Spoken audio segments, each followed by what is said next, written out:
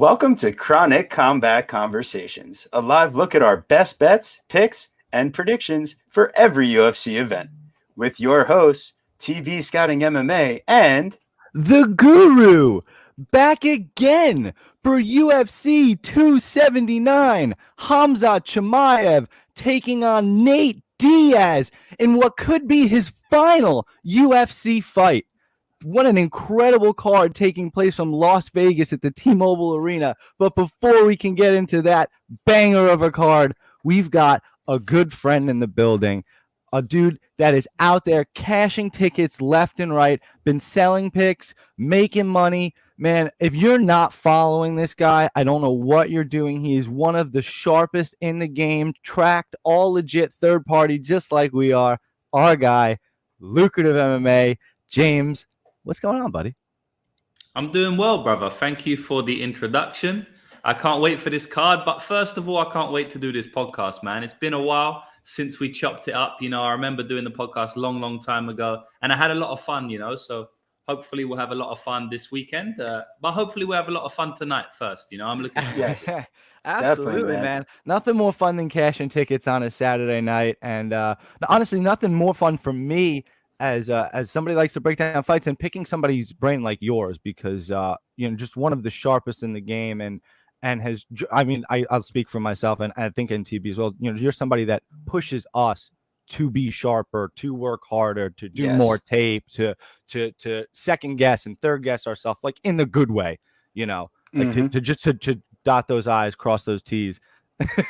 I appreciate it, man. For sure. That's something I want to do, you know, in this community. I not only want to give my picks out, tell you who's going to win this weekend, how they're going to win, but one of the main things I really want to do is to stop people making the same mistakes I did for 7 years in a row when I was first gambling, you know. Not speaking on you guys specifically, but just anybody out there watching us. Of course. I want to educate and help them.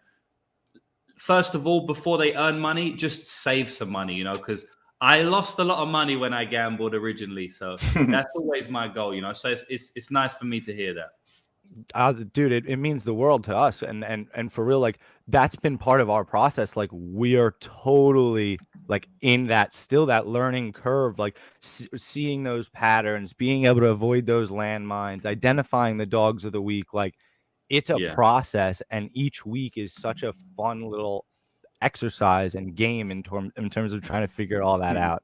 It's really so much fun. And we all are, you know, we all are. Like, I'm not an expert. No one is ever an expert at sports betting, because at any one weekend, any 6-month period, you can lose it all, you know. That's the reality of sports betting. So we're all learning on this journey together, man, and I'm happy to be able to help some. Always, man. Hey, shout out the chat. We got Daz as always. Yeah, man. Earlier today we had Brady Heistan on the show, tough finalist. Then we got Mushroom in the chat. We got another guest fighter in the building. Melbourne Muay Thai. That's right, Melbourne Muay Thai going hard, baby. We got James in the house. What up, Mushroom? Good to see you, bud. So James is sharp as fuck. What's going on? Like and subscribe. Hell yeah! Make sure, if you guys haven't already liked and subscribed to our channel, please, that's the number one thing you can do to help support us, because that's really all we ask for in return for all these awesome guests, all these awesome picks and bets and everything. Like, just show us a little love, guys. That's all we ask for. And hey, while you're at it, I'm about to hop to the next slide here, because the next most important thing is that you guys go ahead and we're going to check out lucrativemmabetting.com. Make sure that you guys are going and signing up for the service. James is giving out the best picks out there. He's been in the game forever, and you're seriously doing yourself a disservice if somehow you're watching this show and you're not already following Lucrative MMA and looking into a service if you need some good picks. I mean, man, that's the first place you guys should be going.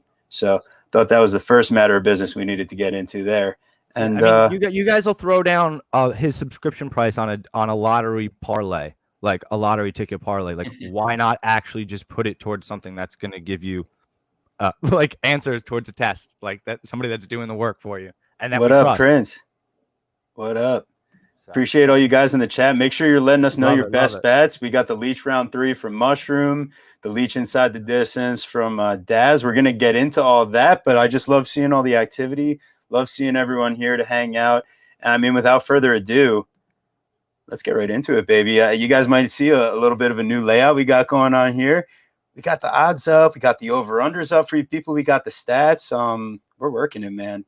So here we go. To start off, Khamzat Chimaev versus Nate Diaz, the main event for UFC 279. I mean, minus 1,400 for Khamzat Chimaev, plus 850 for Nate Diaz. I mean, this thing is just running away. The over 1.5, minus 155, under 1.5, set at plus 125.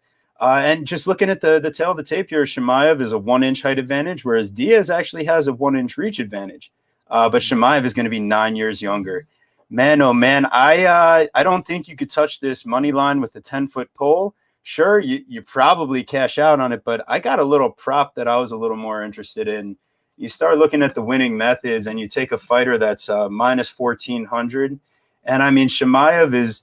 We've seen plenty of people wrestle Nate Diaz, and that includes Leon Edwards and many, many people before him. Rory McDonald.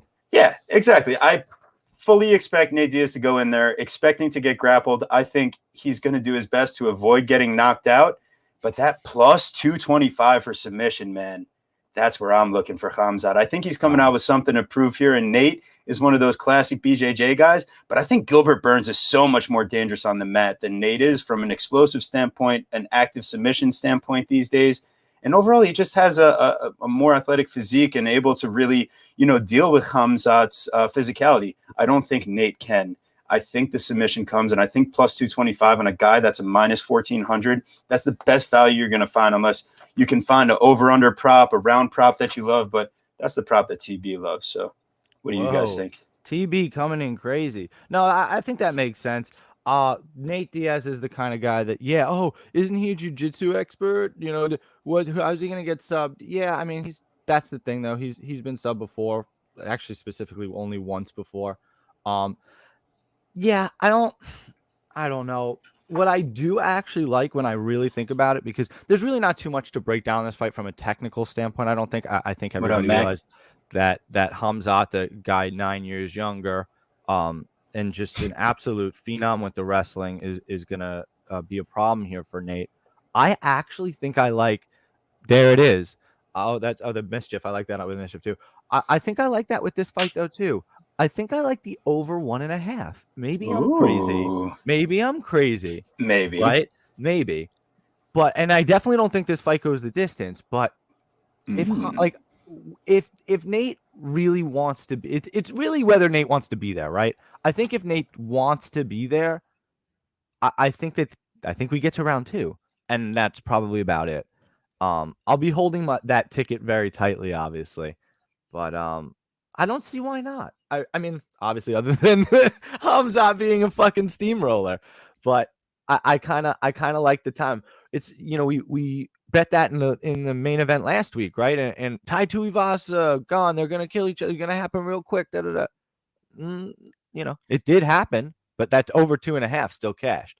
So, what do you think, James? This is a tough one. I think from it's easy to handicap, like we said, in terms of who's gonna win per se, but finding the prop, finding what the money to make, I think that's a little bit more challenging. Yeah, maybe the way to make money on this fight is to not lose money on this fight, and just skip it entirely, because I can see a multitude of outcomes here. I'm not really seeing the submission like you mentioned. Look, it's possible, and I do think you're right, Guru. It's like, does Nate Diaz want to be here or not, right? Because you would think that Nate Diaz is never going to quit. And then you watch Nick Diaz versus Robbie Lawler, and he quit, right? It was the first time I had ever seen a Diaz brother quit, and it was insane to me watching live. I actually had I think I had 3 or more units on Robbie Lawler, so it was a big bet there, because Nick was coming off this insane layoff, just looked terrible in general, in my opinion. Looked slower on the pads, which is all we had to go off because he had been out of the octagon for a while. And then he quit, right? And I couldn't believe it.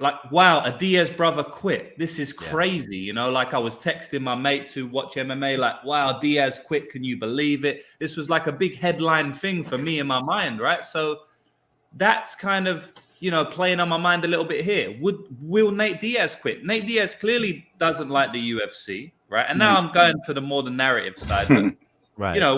We look at every angle when we're gambling, right? As I always say, 99%. We look at the tape and what we see on film. But, you know, there's an extra couple percent there where we talk about interviews and, you know, weight cuts and that sort of stuff, right? And Nate Diaz hates the UFC. He's saying in every single one of his interviews, he's starting up his own promotion, right? I believe this may be his last fight on his contract. I mean, there's a lot of narratives pointing to the fact where Nate Diaz might just be grounded for 4 minutes and go, you know what, fuck this shit. Let me just put my hands up and he can pound me away. Like, I would never want to verbalize that a Diaz brother would quit. Right. But we've already seen it once in Nick Diaz's last fight. Who knows if we see it again? Now we translate that to how we're going to make money on the fight, right? Look, I would lean to the over 1.5, 100%. I do think Nate Diaz is for sure tough enough and smart enough in the jiu-jitsu to actively defend himself with some arm bars and stuff like that until the fight goes over 1.5. You know, that would be a solid bet for me 5 years ago, honestly. Yeah. Like, at this point in his career, I can't really trust Nate Diaz to not just throw his toys out the pram and say, go away, whatever. Like, you can finish me. I'm just going to stand straight back up, put my middle finger in your face and act like I never lost, act like I wanted to be out of there anyway, right? So, man, for me, it's hard. I would take a shot on the TKO line on Khamzat. On one of the books that I had access to, it was plus 110. And I oh my God. Yeah, I played it personally. Of course. Just because I believe that the submission, like, how's he going to submit him? Is it like Khamzat's not an armbar guy, a leg lock guy, right? Khamzat, if he's going to get the submission, it's going to be by arm triangle, rear naked choke, or some form of DAS, right? That's really the three submissions he's going to go to. You know, maybe he could get a Kimura or like a straight armbar or something potentially. But in general, it's going to be those three submissions. And I just don't think Nate Diaz is one to get caught in those submissions. Maybe Nate Diaz could get caught in an armbar or something. But I feel like Nate Diaz is smart enough to not get his back taken. And I also feel Nate Diaz is smart enough to, you know, I guess an arm triangle could potentially be there. But I just had a hard time seeing Nate Diaz tapped out in this fight. Also, I don't think Khamzat's this, you know, amazing jiu-jitsu fighter like who could potentially catch him off guard. Someone like Damian Maia or Gilbert Burns could wrap up an armbar. Khamzat's more of a smash type fighter, right? So he's going to hurt you, ground and pound you, and then, you know, you give up a bad position because you're hurt, and then he submits you. So I feel like Nate is going to be, you know, smart enough to stay out of that. So I do feel the KO comes more often than not, and they gave me plus money on that. I don't think it is plus money market wide.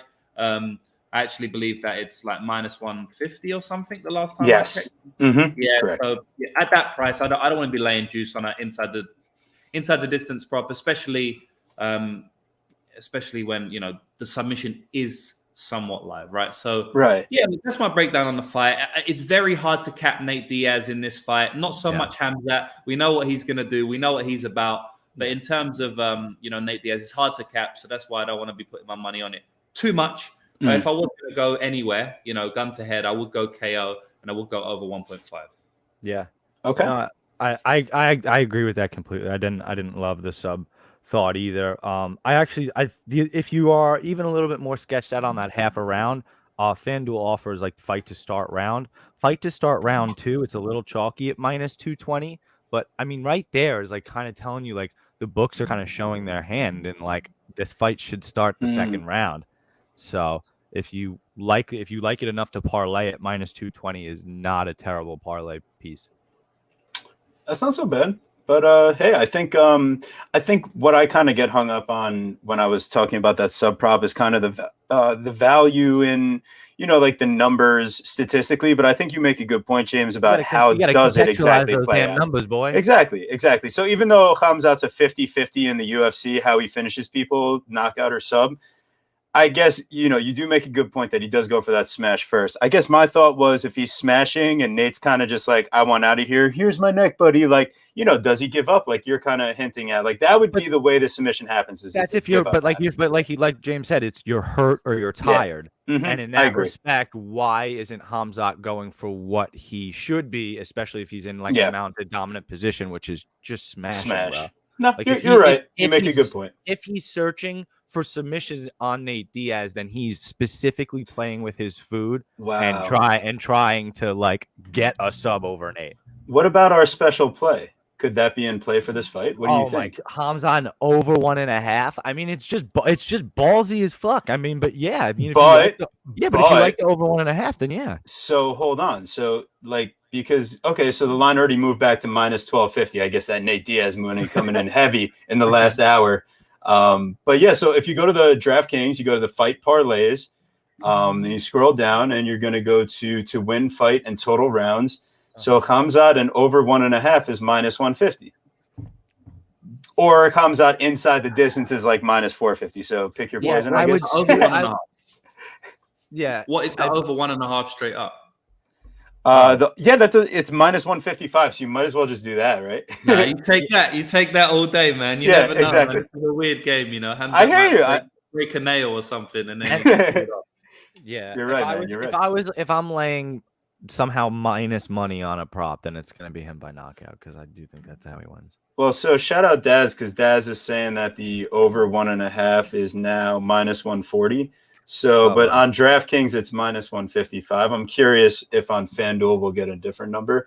But if that's the case and there's a bigger spread, then maybe it makes sense. But for 5 cents, I mean, geez, yeah, I would much rather not take that chance. So, yeah, I mean, I guess we're pretty safe to move on to our next fight here, right? Yeah. All right, sweet. As Guru gets it ripping over there, I'll have to get something going here soon. All right, so our next fight, we got Li Jingliang versus Tony Ferguson, El Cucuy. And hey, guys, if you haven't already, please make sure you like this video that you're watching right now. We bringing on the best guests for you guys. Make sure you subscribe to the channel. And yeah, it's time to get into this breakdown. So you got Li Jingliang minus 305 versus Tony Ferguson at plus 255. The over 2.5 sits at plus 100. Under 2.5 at minus 130. Li is going to come in with a 2-inch height advantage. Ferguson has a 4.5-inch reach advantage, though. Super interesting. And Li is going to be younger, but only by 4 years. Given Ferguson's, given he's kind of long in the tooth and fight years, Li Jingliang isn't necessarily a quote-unquote spring chicken. So I guess the question here is, you go back and you look, Muslim Salikhov is supposed to be one of the, the most godly strikers straight up, just as far as like, his in and out movement, his technical precision and defensive capabilities. And Li Jingliang just, shut out the lights on him. So, but you called that, I believe. Oh, of course I did. You were on that all week. However, Li Jingliang at plus money and knockout at plus 400 is a lot different than Li Jingliang minus 305 and Li knockout at plus 110. So honestly, respectfully, I love you, Li. You've cashed me so many underdog bets, but I can't fucking bet you in this fight at these lines. And it's probably the smart idea to just do it. But ultimately, for this fight, I think, like Li by knockout, if you just want to do like, the chalky play of the day as far as your prop thing, like one of them's got to hit, right? One of the most favored props has got to hit during the day. But at the same time, Fergie's out there dropping Chandler with that same combo that Oliveira does in his last fight. Just so happens that front kick lands ever so nicely. But Li is very much so like he loves throwing leg kicks and then he throws the hands. So Fergie, he's going to see the hands coming. I'm not so sure that like an early knockout is going to be the thing here. But what I am nervous about is that Li, he shoots 3 takedowns per 15 and he lands 1.25 and he does it at 40%. And he has almost a 10% control rate. And Ferguson's been controlled for 23%. My worry is that Li decides to go shoot for a takedown and Fergie's wrapping up a triangle on him. Because Li's not really technically advanced in his submission defense from my point of view. But at the end of the day, it's like, is Fergie really even that guy anymore? Now moving up to 170, 4 months after having been knocked out. Leach, round 3, KO. You know what? You guys are making really good points. I think what I'm going to do, though, is we're going to do that same thing that we did for the last fight. I'm going to go over to, we're getting a little sketchy here because what if he starches him early? But I think Tony isn't one of those guys. I think that front kick just came out of nowhere, man. And Chandler's so explosive. Li doesn't throw the same type of like, I didn't see that coming. I'll take a minus 110 on Li and over 1.5. that cuts into the value, and you could get a late knockout, but maybe it's Lee round 3 or decision. I'm curious what that line gets at. You taking my prop from me. All right, so go ahead, man. Hold on, first up, shout out Jew, baby. Happy what birthday up, last Jew? Good week, to man. see you, buddy. All right. So here's the thing. I feel like before I even get it, I am concerned that Tony Ferguson's taking this fight too early. I'm happy he's taking it at 170, even though he's definitely not a 170-pounder. He looks a lot less frail. That being said, he doesn't exactly look jacked or in very good shape by any. Like, he just looks like he just looks old. He doesn't look great to me. You guys watch Embedded? You guys look? You doing any IG capping? He doesn't look fantastic to me. That front kick to the face, which again, he doesn't look fantastic. Yeah. He wins round 1, right? And then he comes out like a house of cards, man. He just comes out looking great. Kicked in the face, bro. And dude, it's only 4 months later. How? You were sleeping. That's not, your brain was rattled. Like, not good. Really not good. So what does that even, did he do any training? What did he do? 6 weeks of camp, 8 weeks of camp? He got right back in there. What did he take any time off? Like, did he do? I don't know. I don't know what he's doing, and I'm not sure why it's happening. It's very concerning. Li Jingliang hits hard as a motherfucker, so that's concerning too. I do think that Lee's inevitably gonna have some respect for Tony, though, and like we said, Tony has a great first round, so I think that knockout, that early knockout, like that's all What up, big narrative. man? That's all narrative. So I do like.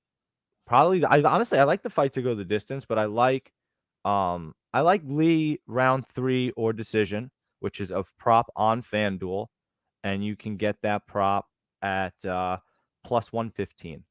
So if Lee gets that late finish, great, and if it goes to decision, you get him at plus 115. So I'm gonna pass the baton off to James because I'm curious to hear what he has to say.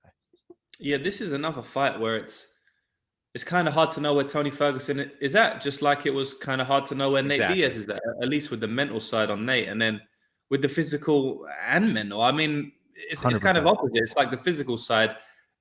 In terms of hard to know where he's at, obviously we know he's washed, right?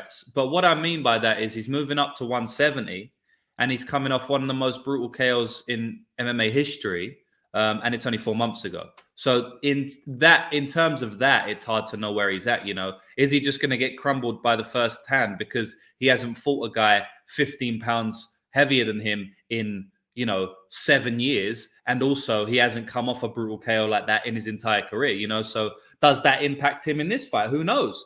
I don't think it's super smart to come back this early, but at the same time, a lot of times when you see this regression, in the words of Gianni, when we see this regression in fighters' chins and stuff like that, it's usually after they got beat up for 15 minutes badly, like maybe Tony Ferguson against Justin Gaethje. I'm more worried about a fighter coming back from that than I am a fighter coming back from a one-punch knockout, just in general of MMA. But with that being said, it was probably the most oh my god moment I've seen in the last 5 years of me watching MMA. Honestly, in modern MMA, I haven't leapt up off my seat, as much as I did when that front kick landed on Tony Ferguson's face. It was brutal. He got turned into an NFT. If any of you have seen those screenshots, it was bad, bro. And I just don't know how he's going to look coming back from that knockout. Nobody knows. In this fight, I feel like Leach has got all the advantages. I think he's got the power advantages. I think he's got the confidence advantage coming up in and off a big knockout, which I also cashed with you, TB. I got the knockout at plus 350, I think, and I also had the money line. But he's got confidence coming in. He's got size coming in. He's got durability. He's got in his prime versus washedness, coming in. So I think he's got all the advantages here. I think he has the grappling advantage. Like you said, he can go to takedowns, whenever he wants, in my opinion. He's a lot bigger man, and we've seen smaller men taking him down, recently, like just Charles Oliveira, Beneil Dariush, Michael Chandler. These all took Tony Ferguson down with ease.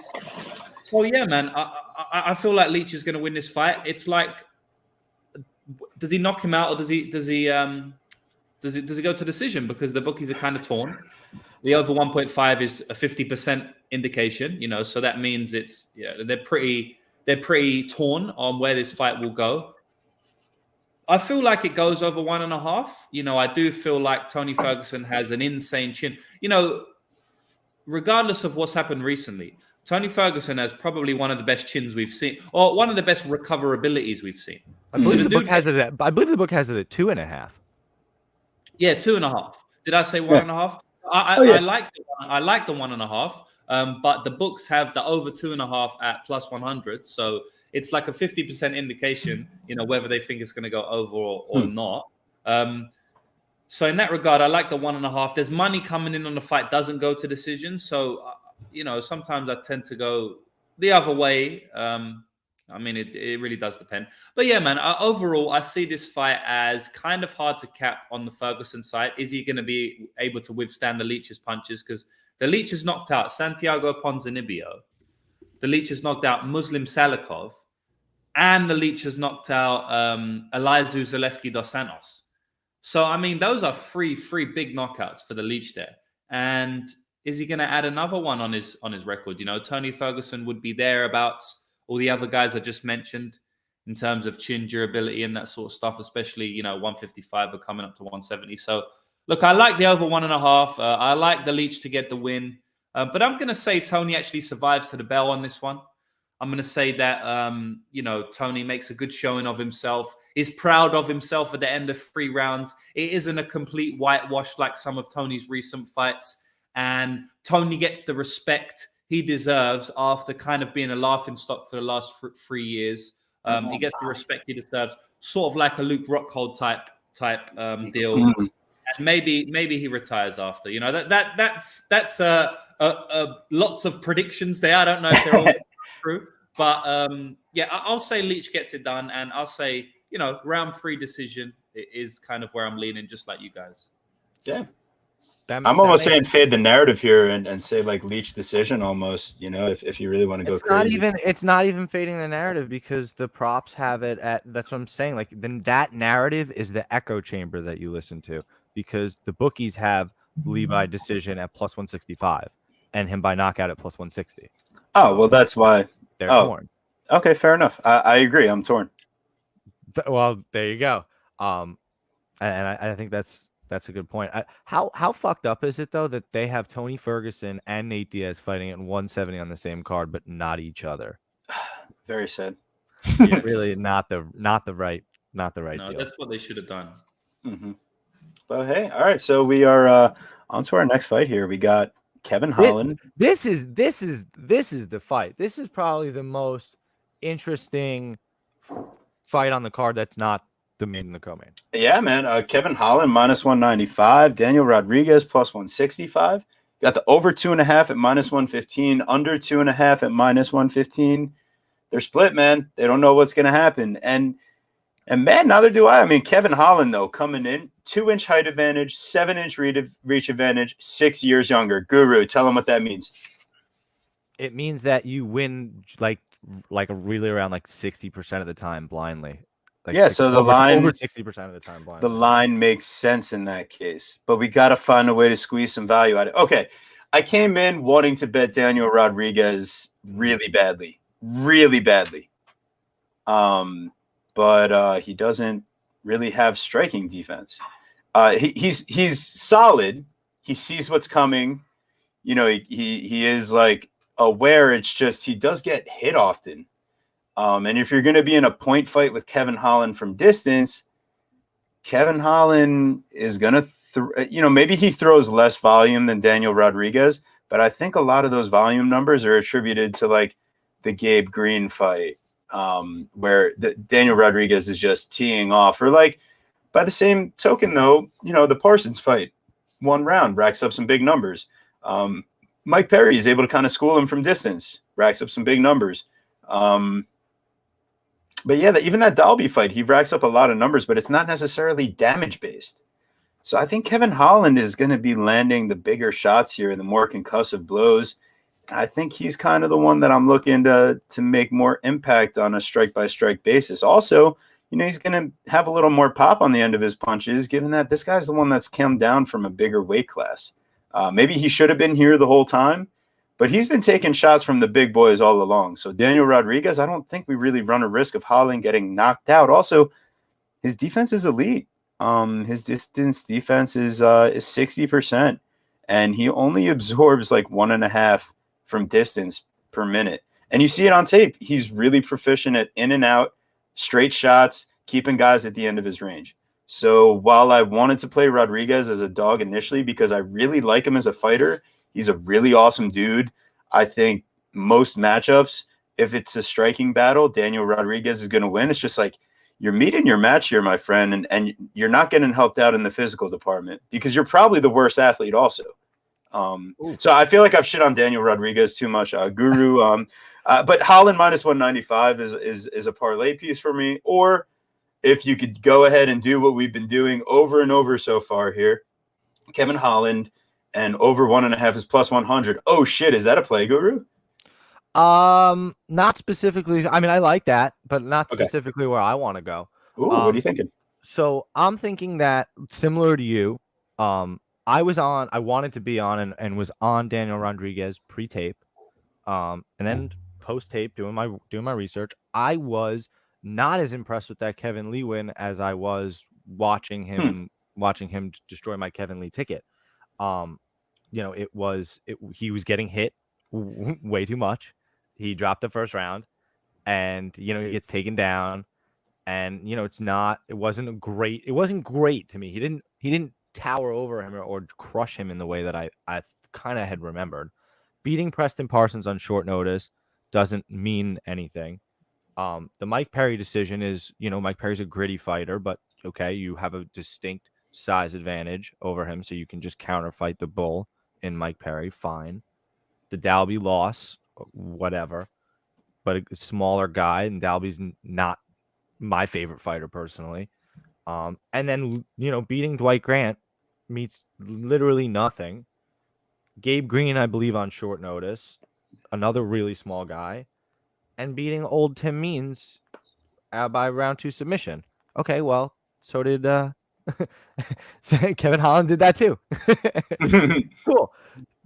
This is the first time I think that Daniel Rodriguez is not going to have the size advantage, and I think that is a big deal.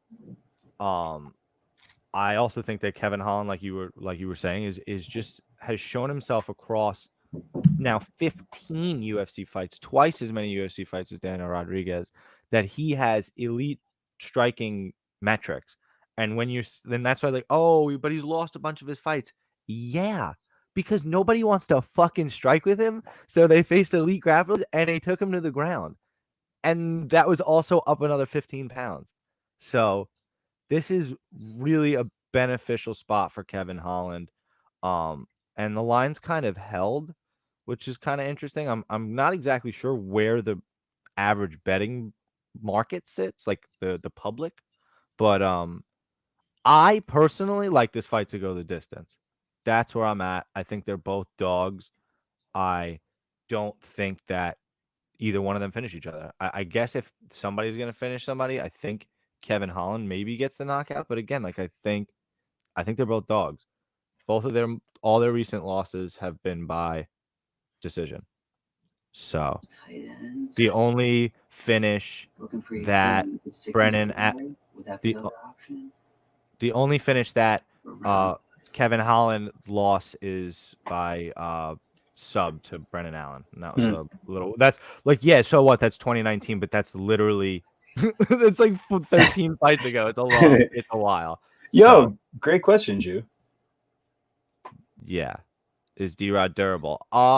It's a good question. He gets rocked a little bit by Dwight Grant. Which, we know how Guru feels about Dwight Grant. Yeah, but if Dwight Grant can do anything in this world at all, it's hit hard. And I don't like him. So if he does anything, it's hit hard. So all right, fair enough. But to our point, that's our point. D-Rod gets hit too much. So he gets hit by Dwight Grant. That's that's a testament to his bad striking defense because Dwight Grant doesn't throw any punches. So if you're getting hit by him, that's not good. Not ideal. Okay, I've rambled for too long. James, come on. We need you, bud. Yeah, I kind of echo a lot of your sentiments, Guru. I think that the fight probably hits the scorecards. You know, both fighters are pretty durable. And I see Kevin Holland just being a little bit too good for him, you know, a little bit too slick for Daniel. He's taller. He's got the reach. He has also got the striking diversity. You know, Daniel Rodriguez mainly a boxer. Got a couple of good kicks, but he's mainly a boxer. Kevin Holland is, you know, he's a lot lighter on his feet. Maybe Daniel Rodriguez has a pocket boxing advantage in some ways, but I also think Holland can have success on the end of his straight punches for sure. He throws them very long, very sharp. I think he can have the success with the leg kicks, a lot of leg kicks. I think he can kind of style on Daniel Rodriguez at points in this fight, like he does to most people, honestly. Yeah, I see Kevin Holland winning this fight, probably by decision as well. So I'll just leave it there, man. Short and sweet, you know. I like that. Love it. Hey, Yeah. anytime you agree with me, I start to feel good. So yeah, I'll take it. You're doing great things for Guru's self-esteem. We love I that. need it. What I'm curious about is that he's not going to tell us now, but I'm curious if we've hit one of his big play, if we've passed his big play yet, or the big play is yet to come. Because if you follow Lucrative, like if you, it's what'd you say? It's not Kevin. It's not Kevin. No, I didn't think it was.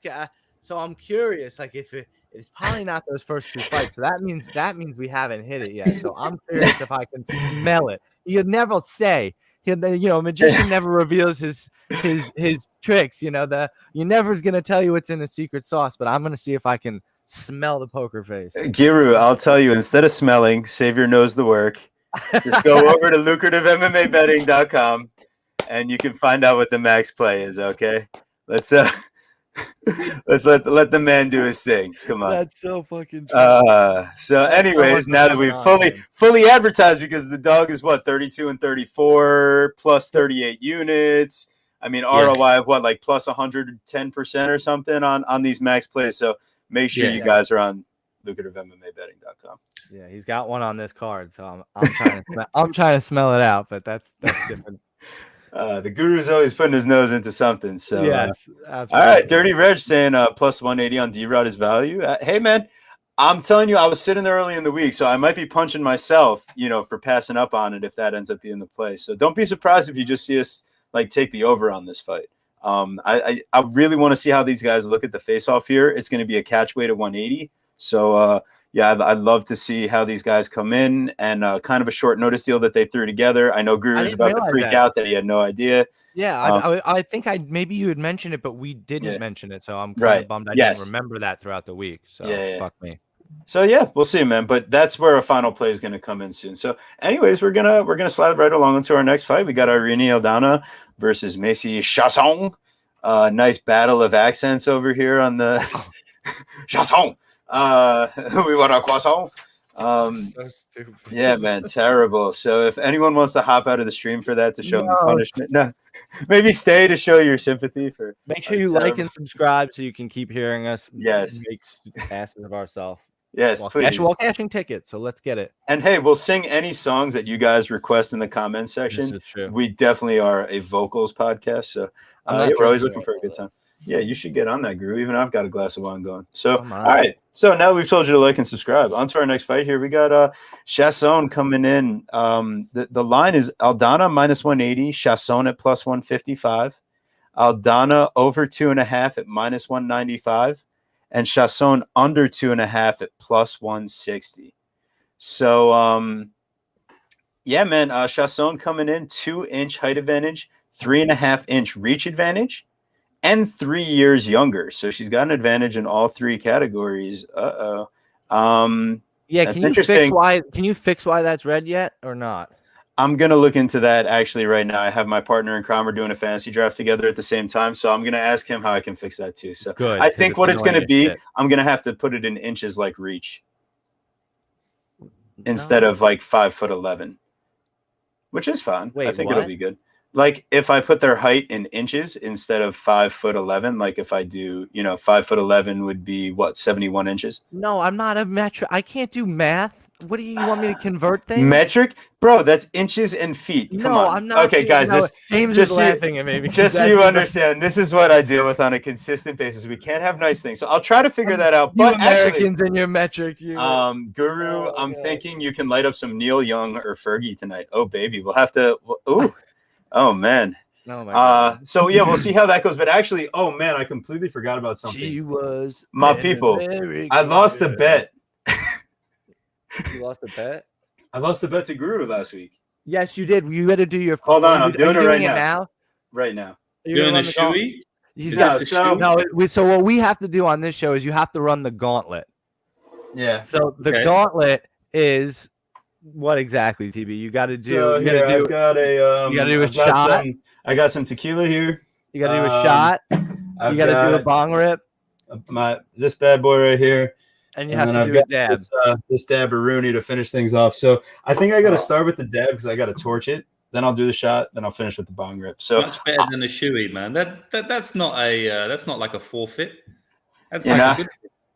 yeah, exactly. I guess you know what? Maybe you can help us come up with a better idea for the I just future. think, but the idea with the gauntlet is you have to do it like quickly, like in one breath. Like you're not supposed to like be All right, chilling, let's do breaking. this. It's supposed to be. Oh yeah, it's supposed to no. be So difficult. like I said, that's why I have to load up the dab first. yeah, you because got I to have get hit yourself that. ready.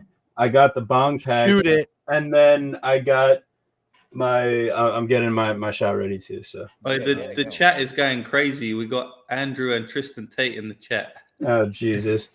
So yeah.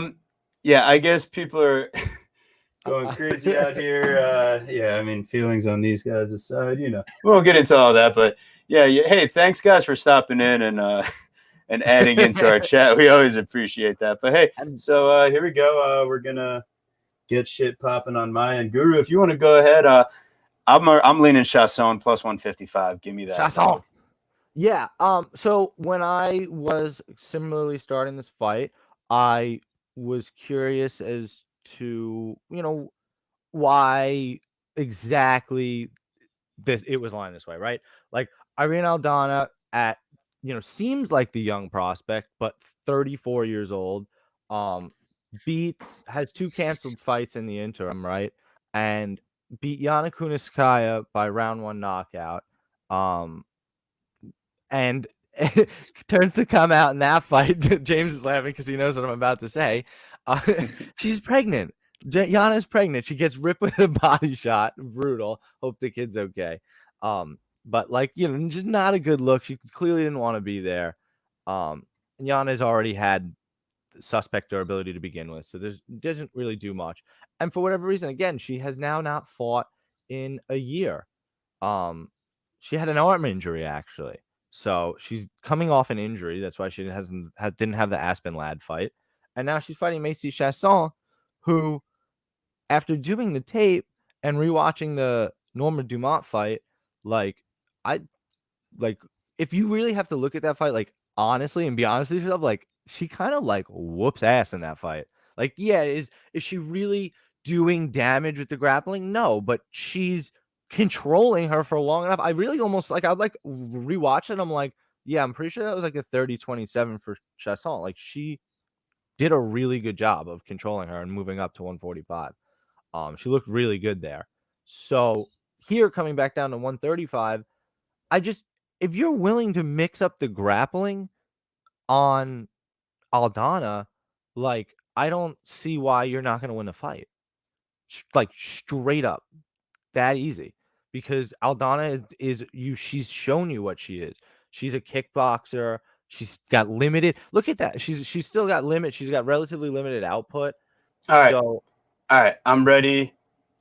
We are about to do this thing now. I guess do it while. Oh, here he's back. He's back. All right, so here we go. All right, people. So he's about to. Let's do it. So I think right, I'm on Aldana. I mean, not Aldana. I'm on Chiasson as well. Height, reach, and age. We just talked about that. Blindly, you can win over 60% of your fights just like that. And then when we're not doing blind, when we do the tape, it comes up Chiasson, at least for me, especially at this line. I don't know what Aldana's done to make you think that you can trust her at minus 180. Like she doesn't. This at least this fight's like. I think it's closer to pick 'em. Like, why would it not be? Chiasson should win. I really do like it. I think this is the main dog on the main card. Nice. Did we smell one? Did we snuff one out there, Lucrative? Damn, yo. So I just had to block people in the chat, and it fucked up, and I blocked Mushroom. So I got to figure out how to undo that. Because fuck, man, fucking Mushroom, man, that's the dog. So I apologize, What Mushroom, the because fuck? these. R.I.P. Mushroom. Nah, dude, these. Too high, bro. You're too high, man. I was in the middle of the gauntlet, and I was trying to do shit. That was so stupid. But thanks, man. The gauntlet. Yeah, fuck those guys. Like, what the fuck, man. And then the gauntlet is dope. Hell yeah, man. Hey, glad you enjoyed it. I hope you guys like and subscribe. We'll run the gauntlet every time we have a head-to-head and one of us loses. So. Yeah. Oh my Yeah. god. So, Hey. All right. Sorry, James. Go ahead. should I kick this one off, Chiasson? Please. Yes. I might have to join you. I might make it the free pick on Macy Chiasson, you know? Like, look, we're talking about the lines. We're not talking about who's going to win the fight, right? We never do. We can mention it, but this is a gambling podcast. This is a betting podcast. You've got the stats up here. You've got the betting lines up here, right? If someone was like, all right, who's going to win this fight? I'll be like, I guess Aldana, maybe. Probably Aldana a little bit. Yeah, slight lean to Aldana, but it's only a slight lean. It's not a minus 180 lean, right? So there's a big difference between minus 180 and minus 120, which is probably where I cap her around. Like, I just feel like Chiasson's a decent dog, you know? She's going to fight for your money. You know, she's someone you probably want to back at plus 160 range. You know, like she's one of those type of fighters. I did back Aldana in our last fight against Yana Kunitskaya, and, you know, she slept her there. That was quite solid. But she was underdog in that fight. She was plus 100. I think I bet minus 110 or something. So she's plus 100 against Yana, and now she's minus 180 against Chiasson. I mean, it just makes no sense to me. You know, I don't really understand why. What did we see in that Yana fight that, you know, made her a minus 200 here? Nothing really. She got a knockout. I mean, she got a knockout in that Ketlin Vieira fight as well, who's a much better fighter than Yana. So I don't really know why, like, she's a big favorite after that, because Chiasson's a better fighter than Yana. Fairly considerably, in my opinion. I don't think Yana's that good. I think she's, you know, very, very hittable. I think Chiasson's a little bit less hittable. She's kind of hittable as well a little bit, but she's definitely less hittable. And I think she's probably more tough as well. Like you said, she's got some reach here. She's got some size, and she's even got youth. I think it's a close fight. I think, you know, Irene Aldana can definitely have some success on the outside. I think Irene Aldana is clearly the better striker in this fight. But Chiasson's hopefully not going to make it a striking fight. She didn't in her last bout against Norma Dumont because she knew that she was the inferior striker.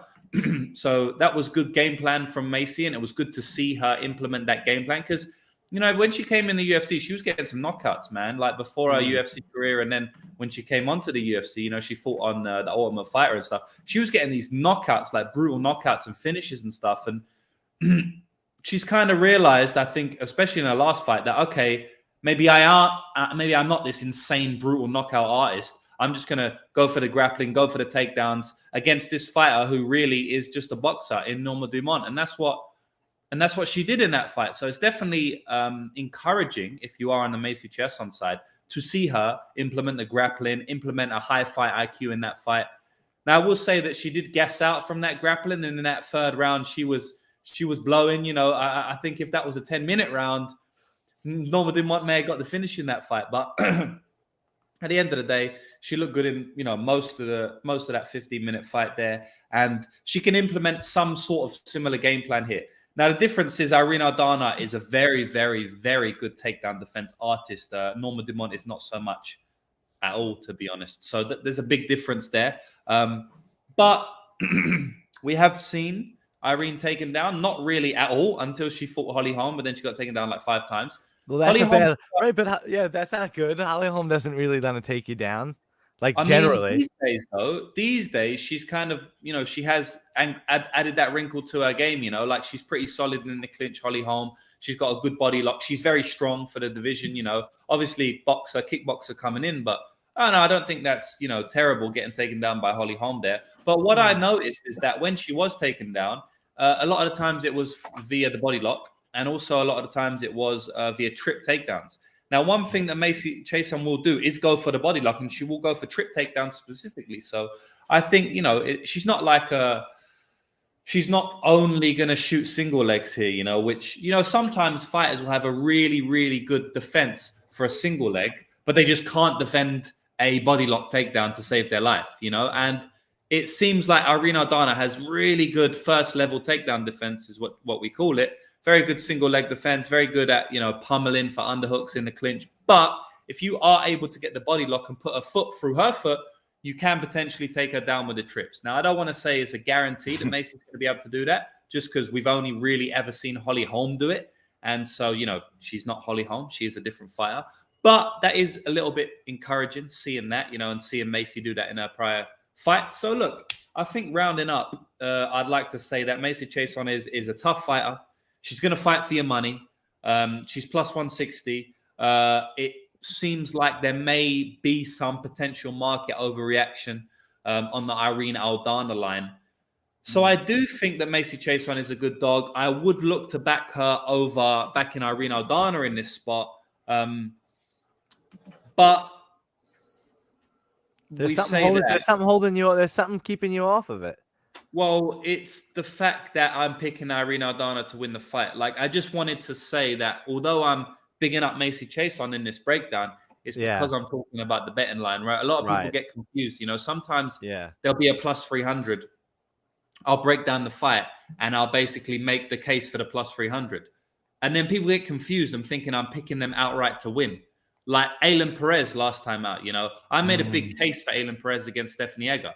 But I wasn't picking her to win, like she was plus 260.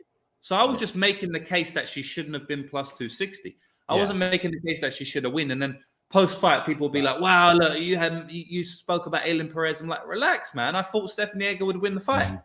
That's what I thought Stephanie Egger would win. I just wasn't, thinking that she would be minus 300, whatever it was. So it's kind of the same in that fight. I actually do think Irene Aldana is probably going to be able to get separation here. But look, man, if I was going to back anyone, it would definitely be Chiasson. And we'll see where the line goes because, honestly, there's been some money coming in on Aldana, I think. So look, she was minus 190. There was a little bit of money coming in on Macy, actually, which is, a bit annoying. It probably will simmer out around this line. But look, who knows?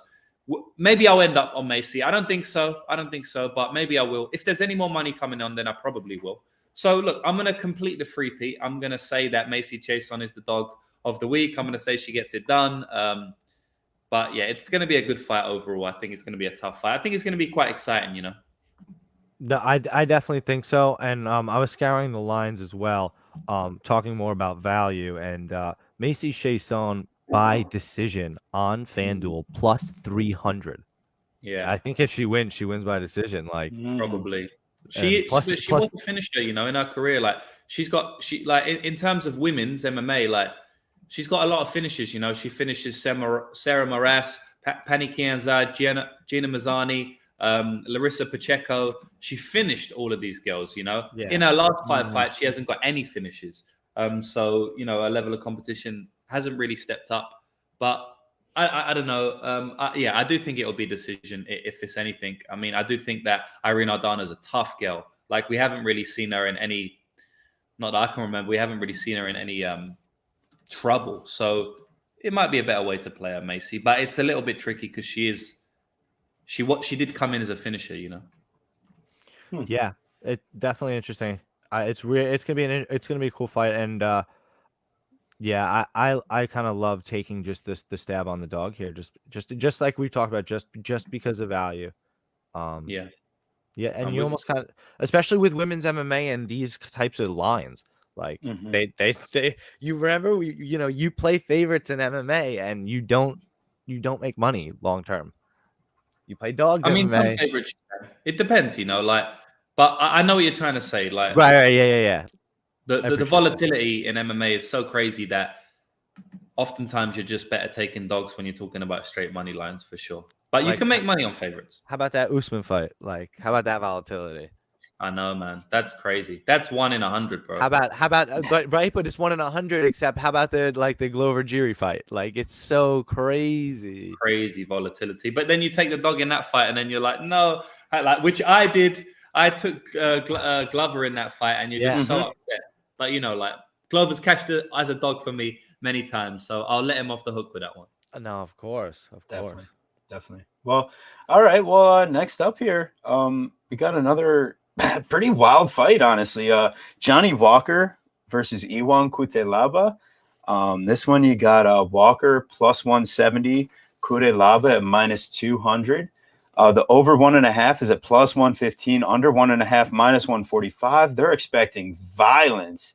And I'm expecting you people, 14 of you in the chat, make sure you give a like to us on this video. Make sure you subscribe to our channel, send it around.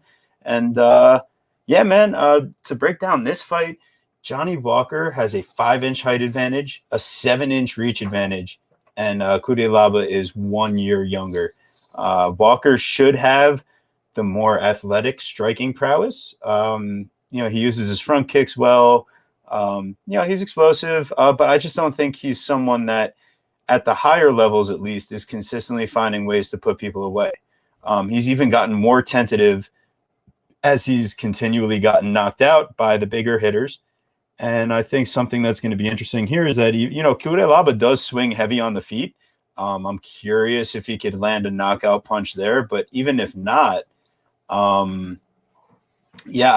still think that Cutelaba and his 4.75 takedowns per 15, he shoots nearly 8 takedowns per 15. And Johnny Walker, talk about the guy that loves to be controlled. It's nearly 30% that he's being controlled. A lot of that's Nikita Krylov, but even in his other fights, you see a lot of guys in the clinch and kind of giving Walker the business if they get him to the ground. I think Walker has good submission defense, but I think that he has a poor get-up game often, and he's able to get a few reversals. Like we see him mount Krylov off a reversal at one point, but I just don't think he's consistently able to put himself in those positions. But I do think that the reach and the height advantage is going to be super interesting.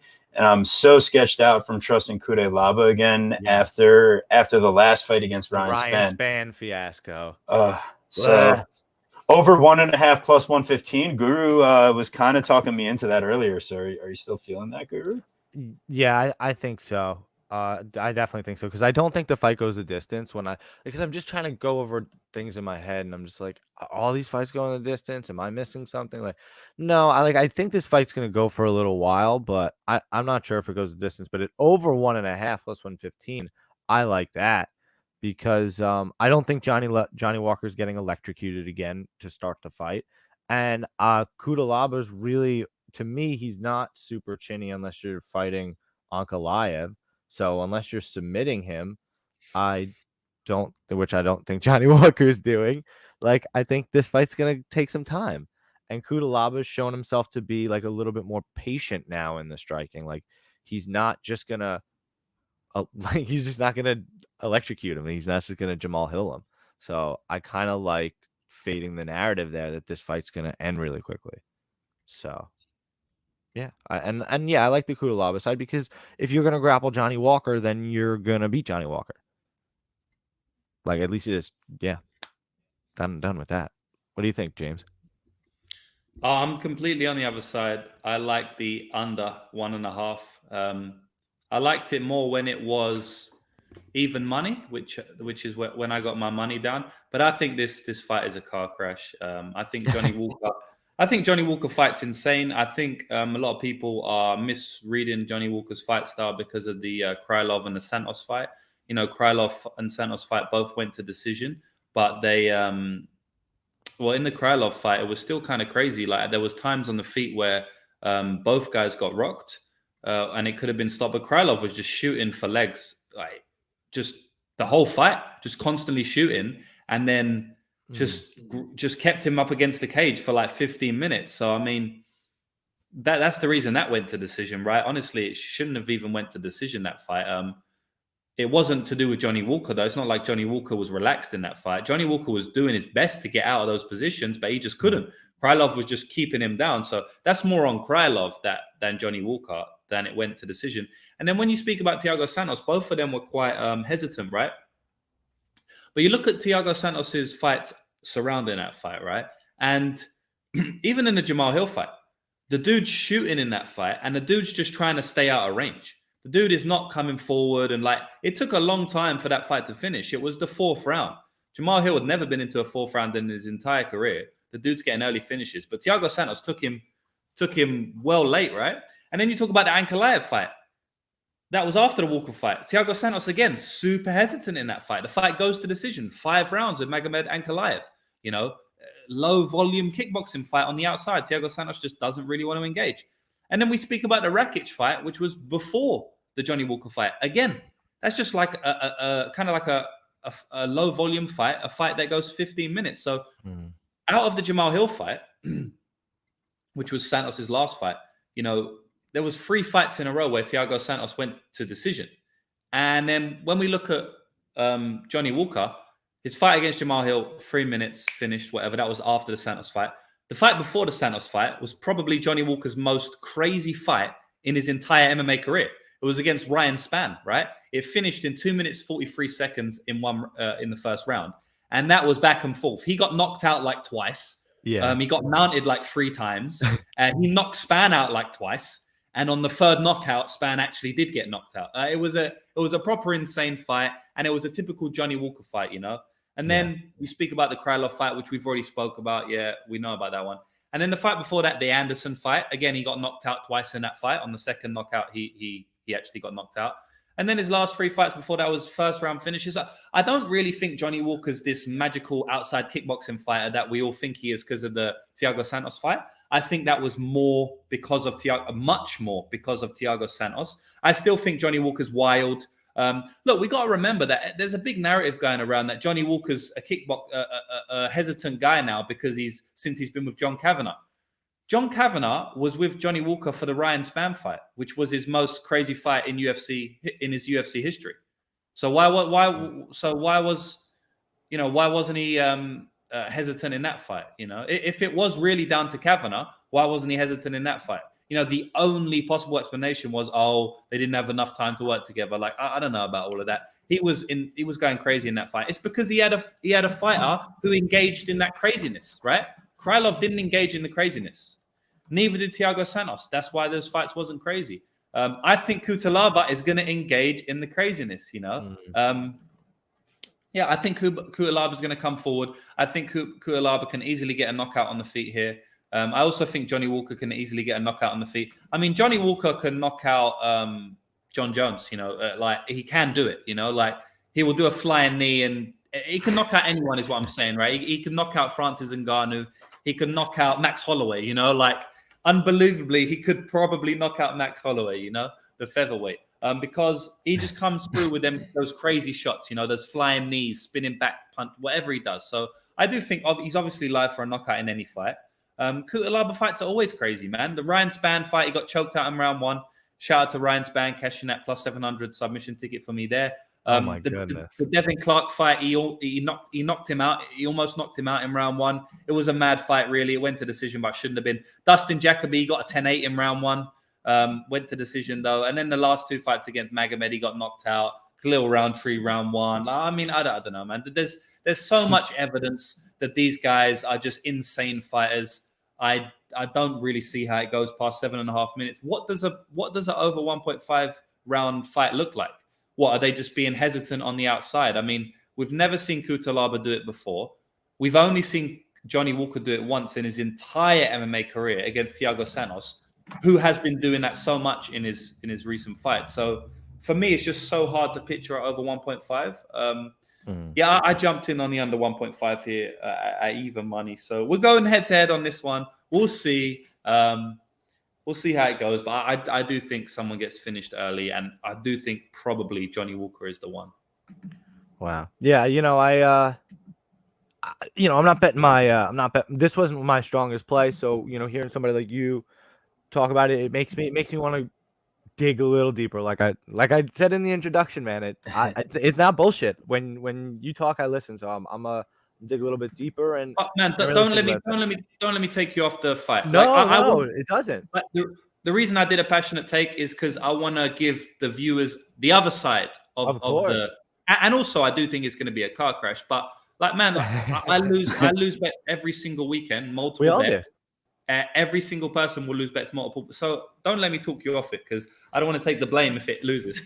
Oh no, I'm ready to give you all the blame. I love doing that, but no, but in reality, it's I respect the things that you're saying. Like I didn't maybe necessarily see some of those things on the tape, so it makes me just want to go back and watch the tape and just look at it in a different lens. You can put it on. Okay, let me put on this hat. Let me look through these glasses, and then I can reassess. You come at things from, here's the word, you come at things from a different perspective, and you can try it. You get another angle at it, literally by definition. So that's really all I meant by that. But I think to the point, by your point of a car crash, I think it could just be fucking crazy. What if they car crash each other for 2 minutes and then grind on each other in the cage, in the clinch, and on the ground, and then then TB gets aroused, and we get to round 2 all of a sudden.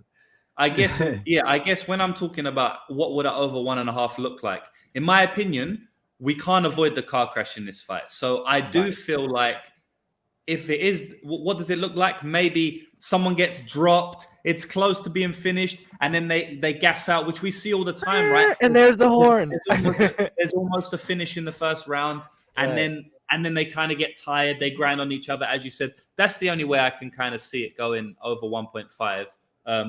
But I don't think we can avoid the car crash. And if I'm thinking we can't avoid it, I have to be on the under, 100%. Okay. Yeah. I respect that a lot. I'm I love not fleshing things out with you, man. Love fleshing it out. Yeah, I can't say I come away with the strongest play on this fight, but for my pick, I got to go with Cutelaba because I think he has more ways to win overall. Well said. Yeah. So, to wrap that one up. And before we wrap that one up, I need to talk about something. Johnny Walker, reborn for UFC 209 after getting off CBD, THC. It fucked my life. Johnny Walker will never be invited on Chronic Combat, and that's that. Okay. No, listen. We don't care whether you smoke or not. And apparently, he said he's was very allergic to THC. But like, I don't know. Yeah, I don't know how true or not that is. But he didn't say it like causes brain damage or anything. Then he'd be off the show. All right. Fair enough. So, all right. So we got our next fight here. We got Hakeem Dawodu versus Julian Juicy J Erosa. Dawadu is minus 215, Erosa plus 185. Over 2.5 is minus 140, and the under 2.5 at plus 110. Interestingly enough, Erosa is going to have a 5-inch height advantage, but he also has a 1-inch reach advantage, which is not as significant as the height advantage. And then Dawadu is going to be 1 year younger. Which is kind of interesting given how many times that Julian Erosa has been let go of and re-signed by the UFC, that there's only 1 year age difference.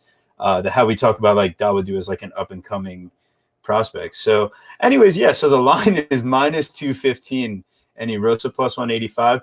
The one thing I've always noticed about Erosa and his fight style is like, especially since he's come back to the UFC, essentially if you have one-punch knockout power and you're one of those guys that really packs the heat, in that case, Erosa is so live to get knocked out in round 1, and I know Guru is itching at it right there for what I just said. What? They're really packing heat. That's what I was gonna make the joke about. That you're itching. You're looking for the guys that pack the heat. So. All right, fair enough. So we let him get in his little 1-2 on me as I pack my bag. But anyways, So I ultimately think that Erosa is facing a guy, Dawadu, that does possess the power. And Dawadu has faced a lot of people in recent memory that actually have some pretty decent chins and striking defense overall. So even though he doesn't have so many knockouts, especially in the UFC, he's got 3 split decisions, which is so sketchy. But a lot of those are against grapplers. In this fight here, Erosa might try to be a grappler, or he might try to be a wrestler. But more so, he's a grappler. And I don't think Dawadu, someone that actually showed some solid get-up skills against Evlaev at points, someone that showed solid get-up skills against Turkalj, I don't think that Erosa is just going to be able to hold him down. And I think Erosa's volume and walk forward game plan is going to lead to him just being flatlined on the mat at some point. I think that Dawadu's knockout power has been kind of knocked down given the competition he's faced and some of the chins that he's faced recently. But he's also not a headhunter. So, listen, at the end of the day, Dawadu minus 215. That's the pick. That's the play. Don't overthink it too much. If you're looking for a prop, I got Dawadu by knockout at plus 225. Guru, lay it on the people. What do we got going on here? Yeah, listen, I say openly that I'm not as sophisticated and as technical as you certainly, TB, and certainly not as James either. But what I will say is, as a layman, is that Hakeem Dawodu's striking is very, very, very high level. His kickboxing is really damn good. And Julian Erosa is kind of similar to Mike Trizano in the fact that, like, he kind of just wants to, like, box and fuck you up. But the difference, of course, is that Julian Erosa is extremely unorthodox and Mike Trizano is fairly straightforward with the boxing. Similarly, Julian Erosa is a headhunter, and I think he wants to come forward. Like, he's not looking to engage in the grappling per se too much. And I'm not sure how well that's going to go with Hakeem either, who's, really only gotten grappled pretty badly by Movsar Evloev, who's, pretty dang good himself. So I really like Hakeem Dawodu here. Another guy that I am kind of, I would love to fade the narrative. I would love to see him get a knockout. And I think at the value that you're talking about, it might be possible. I was hoping that FanDuel would have a higher line, but they don't even have their prelims posted yet, which on a fucking pay-per-view week, it's Wednesday. The fuck, FanDuel, get your shit together. That being said, I do really like Hakeem Dawodu here. I think he's just a more sophisticated striker. I think they're putting him on another pay-per-view to showcase his skills again. And I think this is a good chance for him to do so. James, what do you think? Yeah, I think Erosa and the under are probably the sides when you talk about the betting odds. Yeah, I think it's a decent chance for Hakeem to get a knockout here. I don't think his power is all that great, but I just think Erosa's chin is also not all that great. So, it kind of makes for a potential knockout for Dawadu. Dawadu's been fighting a decent level of competition. It's not super easy to knock out Trizano, Tukagov, Evloev, Julio Arce. They've been knocked out, but people like that, it's not super easy to knock out. So give him pass a little bit, but I don't think he has too much power in his hands. But as I said, I don't think he will need it in this fight. Erosa's a madman. He'll come through like a lunatic. He kind of is going to get knocked out or he's going to knock you out. I also think he's live for the knockout. I think Dawadu has a bad chin. I think it has not been tested because Dawadu has very good strike and defense, and he's a good technician, and he hasn't really fought bangers. So I feel like he's kind of been able to avoid the shots that would show off his chin. I don't think many people will have the same take as me, but I just believe that they are wrong and they haven't seen it yet. I do think Hakeem Dawodu has a questionable chin. I don't think he has a terrible chin. I mean, the dude would have been knocked out multiple times, but I didn't do the tape this time around for this fight. But in that Danny Henry fight, his UFC debut, and he lost, I think he got rocked badly in that fight. And then he got choked after getting rocked. I'm pretty sure that was the fight where he got dropped hard. It's only 37 seconds. I probably could go watch it right now. But, I'm pretty sure he got knocked down or, hurt. And then the guillotine choke came after that. It was a club and sub. So we have seen, if I'm right, we have seen some evidence of his chin being poor. And also I've seen evidence in other fights as well. So I don't think he has a great chin. I think Julian Erosa is a madman. I mean, we saw what he did to Nate Landwehr, flying knee knockout in under a minute. Crazy dude there. We've also seen him finish Sean Woodson and Charles Jourdain. I know there was Fia Dash chokes, but look, he still put it on them with the striking before he did that. I think he's live to get a knockout here, Julian. And I also think Hakeem is very live to get a knockout here. So I do like the under. And I also like Erosa money line. I think it's quite wide at plus 185.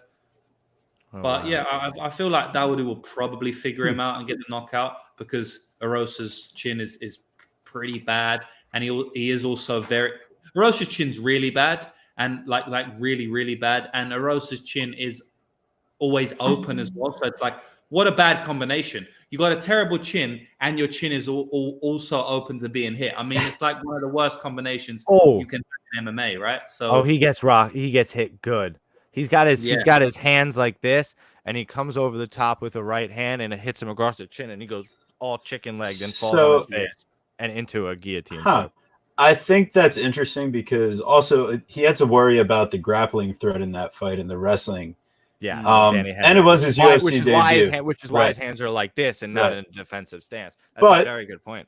To James's point, it does show that he can be chin checked. So it's not like Erosa can't chin check someone. That's all. How do you think Jourdain ends up getting submitted in round 3? The pace, the volume, especially if you think you have Erosa hurt, like, oh, you have him hurt, and he rushes in, and Erosa, like you're saying, like a crazy man, comes and starts throwing shit and boys, then hits him. Boys, this might be a little bit out there, but Erosa KO is plus 1,000, boys. I mean, we like the 4-digit props, don't we? Anytime you can get the 4 digits, your hairs start rumbling, the goosebumps come. You're like, have I found one? And look, I don't know what's going to happen in this fight. I do think it's going to finish personally, but there's only 4 ways it can finish. Dawadu submission, Dawadu knockout, Erosa submission, Erosa knockout. I'm going to say Dawadu's not getting a submission here, so we're left with Erosa knockout, Dawadu knockout, or Erosa submission, right? And let's just say plus 1,000 on one of those props. I don't know, man. Maybe I'll get there a little bit. Who knows? That's certainly interesting. Wow. All right. Nice. Yeah. So great. So now here we go. We'll move right along to our next fight. And Dawadu is going to be our best bet, actually. We laid a fat money line play on that one. So make sure you check out our Bet MMA. And hey, man, I think that's the fun part, is sometimes going head to head with the people we respect. It's big time. Hey, listen, just like I did with Guru last week, who's going to be running the gauntlet, Very true. Hey, like I just want to say that. Yeah. And I'm not trying to play both sides. I'm giving you my honest opinion. I think Dawadu probably finds the knockout at some point because Erosa is so open. But I think Erosa is definitely the money line side. So we're going head to head in that regard. Right. Contextually. But like I think your bet probably cashes. James, what I love so much about that is, again, it's so much the essence of the show. It's not only the back and forth of the breakdown, but it's the ability to talk about these fighters, man, and to break down these fights, like you said, super openly and honestly. Like sometimes you based on time constraints or whatever, like you can't really get all that in there, and in this show, that's not the case. No. This is why I see value in this play, and this totally can happen. And you lay all that out there for 7 minutes, just in the 8th minute to say, yeah, no, but he's still gonna win the fight. You're like, and that's okay. That's awesome, and that's what we do that all the time. So I'm so happy to hear. And that's what gambling is. I completely agree, and that's what gambling is. And people don't like that sometimes. People comment like, "Oh, this guy's playing both sides," or like, "Oh, you need to give us one prediction." That's not what gambling is. If you want to lose money, you pick one side. Okay. If you want to win money, you evaluate both fighters in depth. You evaluate every single way each fighter can win, and you come up with 100 different scenarios, and then you give a probability to each scenario. And then you make your bet. Yeah, that's how you make money on gambling. You don't just say Erosa's going to win. That's it. That's my prediction. Moving on. That's how you're going to lose money on sports betting. So people sometimes they want a one and done pick, but that's not how you earn money. And I like to earn money. So yeah. Well, earning money is nice. So one and done pick. I'm on Jailton Almeida, and that's my pick. sometimes you can do it. Sometimes let's go. Anton Turkalj, Mr. What's his name is the Pleasure Man. That's his nickname, the Pleasure Man. Turkalj. It's a silent J. Turkalj, sorry. The Pleasure Man was just on the Contender Series week 1, in the week where Dana White had his viral speech moment, going off about the fighters not having finishes, and Anton was part of those people that did not get a finish. Yet here he finds himself in a UFC contract because Jailton Almeida had Shamil Abdurakhimov fall out. Yeah. So now he gets his UFC contract. He's like, hey man, you want to make 12K? Why don't you come fight this beast? And then now we have this line at minus 660. Jailton Almeida is a fucking tank. I love the fact that we've already did Dana White. I just did Dana White Contender Series tape on him. Didn't need to do any tape. He loves to grapple. He's a good grappler, and he showed it in his fights. You're not gonna be able to grapple Jailton Almeida here, so it's gonna be a tough night. What do you guys think? Yeah, man. Almeida is minus 660. Turkalj is plus 490. Over 1.5 plus 135. Under 1.5 is minus 165. Turkalj actually has a 1-inch height advantage. Almeida 1-inch reach advantage.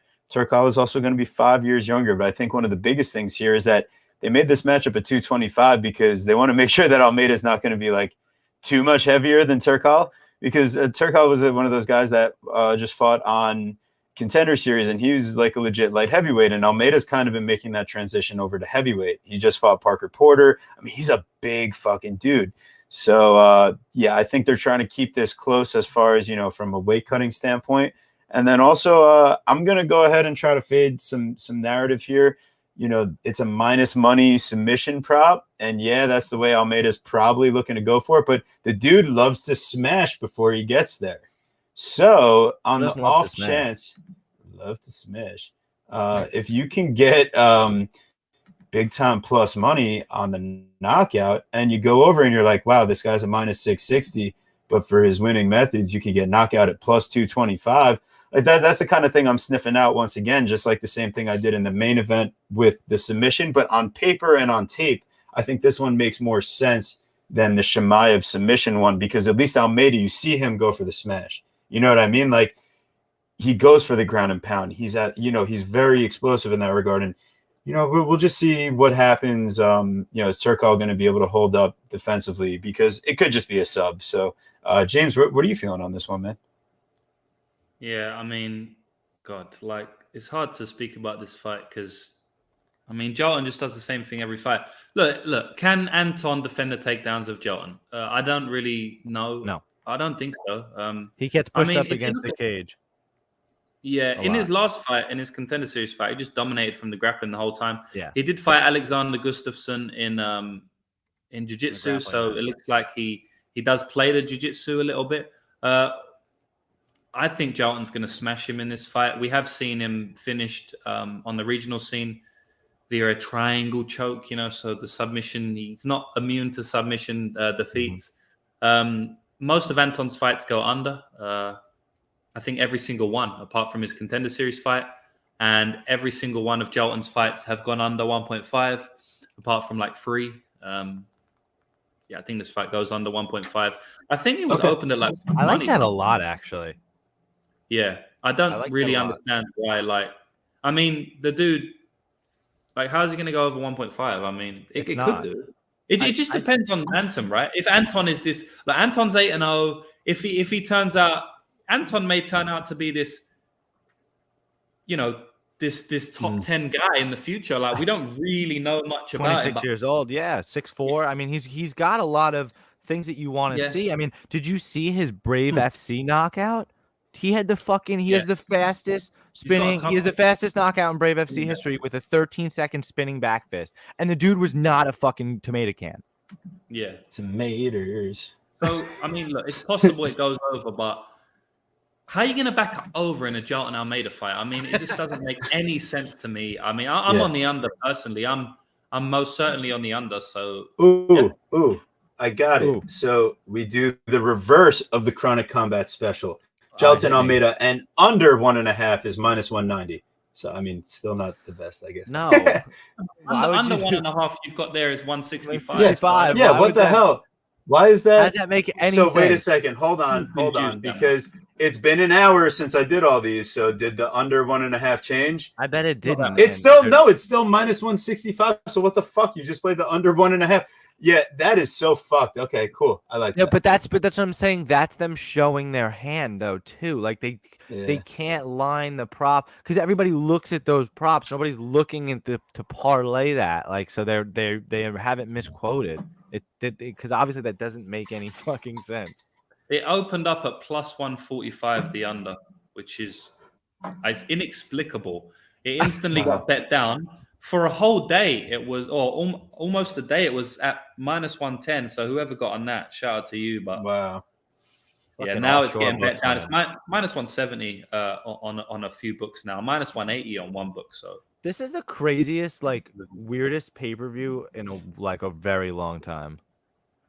In terms, that's why I'm glad we had you for it because like just trying to fucking break down these fights are kind of like can be kind of challenging. Not this one, but like the next few we have coming. This undercard is like, and like just I guess the point I'm trying to say is go look at 280 and go look at 281's card and then compare it to this one. That's kind of my point. Nate Diaz effect, they feel they don't need the Nate Diaz effect. They don't need it. They're gonna get views anyway. Dude, tell that to the last time Nate Diaz fought. I was there, 263. That card was stacked. Oh, well, I don't know. Izzy, right? It was Izzy Vittori, Figueiredo Moreno. Then you had your 5 rounds of Leon Edwards, Nate Diaz, and then you had you had Hakeem Dawodu on that card. You had Frivola McKinney on that card. You had Jake Collier on that card fighting what's his name? The steroid guy. Felipe. Yes. The steroid guy, Felipe. I know that Carlos, steroid guy. Carlos Felipe. Boy. Yeah, boy. The steroid guy, Felipe. Yes. So, all right. Well, without further ado, I think we can all agree violence and fast. So our next fight, this is the one that the people have really been waiting for. All right, clamoring for this one, boys. Well, because they know that we'll actually, because they're hoping we'll actually be quick on this fight. So Denis Tiuliulin versus Jamie Pickett. Yeah, man, this is a striker versus grappler matchup, and the question is which guy has the better counter to the other's, strength.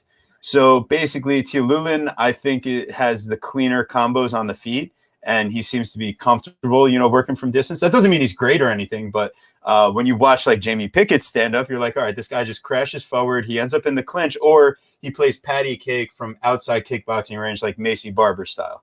So, overall, my pick quite simply is don't want to bet this fight, but Jamie Pickett minus 130. I feel like looking back, given his physical advantages, we're looking at a 1-inch height advantage, 3-inch reach advantage. They're the same age. Pickett's got the experience. I don't think Tiuliulin's got the power to knock him out specifically. And I think Pickett is willing to just push you into the fence and grind on you for 2 out of 3 rounds. He's got a solid enough control percentage, even though, he gets controlled plenty. And I just don't think Tiuliulin is going to be the one to control him. So begrudgingly minus 130. I'm not even going to grandma's couch cushions for this. Fuck that. I agree. The Lucrative said it earlier very, very astutely. It's like, the best way to make money is sometimes not to lose money. And, losing money on this fight is probably the best method. I came into this maybe looking to try to see if there was a shot on the dog, but then when you look back at the tape, respectfully to Dennis, I'm not sure if he should be in the UFC. I'm not sure he's UFC caliber, and he's got severe grappling deficiencies. So if you fight somebody like Jamie Pickett, who simply put, again, to a layman like me who watches him, Jamie Pickett seems to slow the fight down to what pace he wants it at. So if you're going to fight Jamie Pickett's pace of fight, he's going to push you up against the clinch. He's going to crash forward on you. Maybe he even takes you down. This does not go well for Mr. Dennis because he's going to get tired. Even though his last fight was on short notice, I still can't imagine that his cardio is that great. And his what's he good at? He's a good counter striker. He's hitting Kizriev with a couple good shots. All right, that's certainly a very tough debut, so I give him props for coming in there and giving it his all. But like I said, I'm not sure that he's even UFC caliber. So I lean Jamie Pickett. Maybe I even lean fight goes the distance, but Yeah. I don't want to play this fight. So you can't make me, Mom. I won't do it.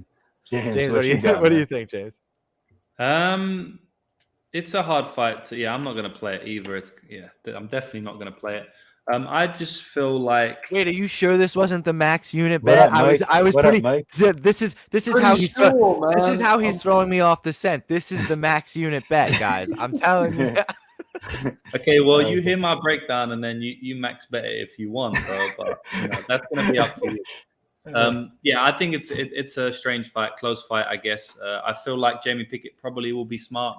It would be smart for him to wrestle here, although I don't know if he is going to do it. We can't really bank on someone like Jamie Pickett employing great fight IQ. One thing I will say about both guys, they're fairly tough. So if anything, maybe you play the over. At the same time, like, do you really want to get involved? This type of level, the volatility is always higher when the level is lower. So, it's just rough, man. Pickett should grapple here. I don't know if he will. Denis can be taken down. He's been taken down his entire career. But because he's been taken, I spoke about this on Die Hard MMA podcast. Shout out to Clint. It was quite funny because I said that, look, Denis Tiuliulin, he has a severe grappling deficiency, right? Like, he's been taken down and finished his entire career. That's how he loses fights. But because this has been happened to him for so long, right? Since his, since his MMA beginnings, he's been getting taken down and grappled. Because of that reason, he's now not that bad at defending it. Like, he's actually okay. So his deficiency is still his deficiency. But paradoxically, it's not as bad as it was. Yeah. So like we even see that in the Kizraev fight. He was able to get up like a few times, which a lot of people were shocked at. Because you go back and watch some of his other losses, he's been grappled a little bit more efficiently. But like I said, he's been getting his get up game and his defensive grappling has been getting a little bit better. Now, with that being said, it'll probably always be his Achilles heel. Probably always will be able to be grappled. But I think either fighter could win this fight. I think Denis may be a better striker, but I do think Pickett, I feel like Pickett's a better grappler and MMA fighter, but Denis is a better striker. So just pick your poison on that one. I'll go with Denis. I'll say he shocks people. He defends a couple of takedowns and he's able to just win on the feet. But he also puts himself in harm's way. And Jamie Pickett, he's not good, but I feel like he's got some decent power when he does let his hands go. So I don't know, man. Max bet it if you want, but I'm going with Denis Tiuliulin. All right, so maybe that's not it. Guru was talking about Denis, so I listen, man. That's why I'm saying I'm not touching. I just it's just somebody like Denis. It's like that classic. He's due for a win. No touching. Because again, he has one of the toughest debuts you could ask for, right? Kizraev was a minus 1100 or something. One of the, like I said, one of the toughest debuts you could ask for. So there's a good chance that he's not as bad as people think he is. We go with a plus money. Right, and that's what I'm saying. It's a coin flip. It's you're blind. You can't see anything. So why wouldn't you take plus money if you could? I guess that makes sense. Yeah. Shout out PC. It looks like he just sharded in every photo. And then Pickett is one of the biggest wastes of reach in the UFC. I agree, man. He does not use his reach well. It's like he's either Macy Barber all the way on the outside, or he's running into the clinch face first and headbutting you. No in between. But the other thing, so I was looking into it.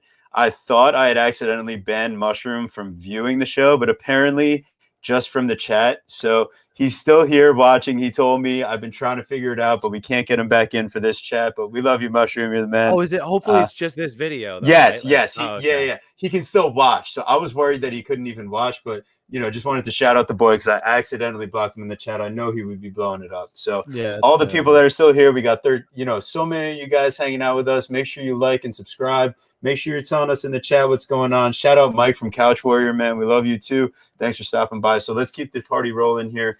We got Jake Collier versus Chris Barnett. We're getting into the fights that the people really want to see tonight. Minus 425 Collier, plus 340 Barnett, over 2.5, minus 105, under 2.5, minus 125. Collier, 6-inch height advantage, 3.5 reach advantage, 3 years younger. I'm taking minus 425, which is psycho at its heart, but like you're banking on a Chris Barnett spinning wheel kick or something like that to knock out Collier. And I just don't think that's happening. I think this is the max bet from Lucrative, but I could be wrong. I'm just kidding. But yeah, so no, but Jake Collier, seriously though, I'm going to parlay him in a small one with someone else coming up here and probably like another little piece to make it pretty. So keep an eye because we got a little prelim parlay coming up. First leg, Jake Collier. Do we? I tried to get you to parlay him earlier in the week when he was less than minus 400, and you're like, no, it's too wide. Bro, because we were, and earlier in the week, I'm more like looking for my best bets and stuff like that. Like when I'm looking for like, we're talking those greasy, the dumpster divers of the week. Okay. Like Jesus Christ. So, but yes, yeah. What do you think? Jake Collier is going to win the fight. He's like, he's going to employ a similar strategy that Martin Bidet did in terms of just kind of like grinding him out and hitting him more often than he's being hit. So I don't really like Chris Barnett here at all. Chris Barnett's a savage. But unless you're knocking out the retiring meatball Gian Vellante, I'm not sure how you're getting a UFC win. And hey, what have we said? When you're younger, have the bigger height and the bigger reach, you're blindly winning over 60% of the time. And look at that. The blind and then the vision all add up together. Or on Jake Collier. What do you think, Lucrative? I think all of us would have the height and reach advantage over Chris Barnett, honestly, because the guy is a very short guy. I'll leave it at that. He's the shortest heavyweight in UFC. Yeah. Shortest heavyweight. TB, are you there though? You might not make it. The reach, I don't know, but the height, yes. Shortest heavyweight in UFC history. Yeah, exactly like you guys said. I think Chris Barnett's probably one of the worst fighters on the roster. No offense or anything. Someone has to be the worst, and I think he's up there with some of the worst fighters on the roster. So I think Jake Collier is going to win this fight fairly easily. So should we be parlaying him to next up Jailton Almeida and yes. Who else is just a and then here we go, the lock of the night. Oh, are you guys good? Are you ready? Yeah. Norma Dumont versus Danielle Wolf. Here we go. We found the last leg of our greasy little parlay over here with our big-time favorites. Because Danielle Wolf, she's coming off Contender Series. It's been a while. The line, Norma Dumont, minus 410. Danielle Wolf, plus 330. Since I first saw you. What is that, Nickelback? I think that's Three Doors Down. It's been a while. Since I said I'm sorry. Yeah, something like that. All right, so yeah, over 2.5 minus 210, under 2.5 plus 170. And then Norma Dumont is actually given Wolf has a 4-inch height advantage, 3-inch reach advantage, but Dumont is 8 years younger. Also, significantly, I feel like Norma Dumont, when she struggled against bigger opponents, it's been people that can out physical her in the clinch, stuff the takedowns, or even initiate the wrestling themselves, like Macy Chiasson did. I don't think that Danielle Wolf is going to be that person with an overall MMA game to put Norma Dumont out. I think really she's relying on her boxing to win by knockout. Norma likes playing the in and out game. She's got the distance, she plays around, but I think ultimately, you look at her stats and it's like, damn, 72% distance defense. And she spends 61% of her 74 minutes. That's actually elite numbers. I know a lot of that's against Ashley Evans Smith and shit like that, but yeah, you got to take that into account. And her accuracy at 46% is so she's landing at 46% and her opponents are landing at 28%. That's significant. Some good defense. So. Exactly. She likes playing on the outside. I think she'll be safe against Wolf. And I think really the place where she's safest is get all the way into the clinch, initiate those outside trips, the inside trips, get the takedowns. I think that's the way that you get it going, Norma. So put those big cheeks to work. Give me the minus 410. Norma by decision. You could also play that because she's not getting any finish here. Unless, Danielle Wolf, inexperienced facing a black belt here. Maybe Norma shocks the world with a submission, but she's not knocking her out. So, Guru, what do you think, man? What would be really shocking the world is Danielle Wolf knocking this chick out with her crazy boxing, because that's how she got her ticket to the dance here, and that and being a smoke show. Yeah. So, well, she couldn't even knock out Tanisha Tenen on Contender Series. So get back to me about that. Right. Listen, but again, she's taking some time off, but yeah, she's, but like, she's not getting it. She's not getting any younger. Let's wrap this fight up. I think Norma Dumont is finally worthy of that crazy favorite price. So let's get it. What do you think, James? So I mean, Norma Dumont is -410 in the grappling, and she's -110 on the feet. So she better go to the grappling here, because she ain't gonna look -410. And anyone parlaying Norma Dumont or playing her money line is gonna be like, they're gonna lose a few. Yeah. They're going to lose a few brain cells. They're going to lose a few years off their life for stressing so much. And they may lose a few units, because if she does stay on the feet for 15 minutes, I don't really know who's going to win. Now, I will say that Tanisha Tennant had Danielle Wolf on skates in that second round, right? So even she hurt Danielle Wolf. So, hey, Norma Dumont can get the knockout on the feet here. I wouldn't be surprised. I mean, Norma Dumont has solid boxing, very good 1-2s. I know someone mentioned Norma Dumont's not getting a finish here. I wouldn't be so sure about that, man. Danielle Wolf, 39 years old, a pure boxer, 1-0 in MMA. If she gets taken down here, I mean, if she gets taken down, you think she's just gonna like survive for 15 minutes? I don't really know about that. I feel like Dumont could definitely get a submission or positional TKO. So I feel like Norma Dumont finishes her in this fight. I honestly do. I don't really trust Norma Dumont to go to the grappling, but you gotta think she'll do it. Like, she's done it before. She's not allergic to takedowns. She has got a few takedowns in her UFC career, so you gotta think she does it against a pure boxer here. Even if she doesn't do it straight away, after getting touched up in the boxing range, maybe she moves to it then. You make a very good point, and just to exactly your point, 5 total UFC fights. She's landed 5 takedowns. She's went for 11, right? So she goes for 2 per fight and is 50% of that. So it's not too bad.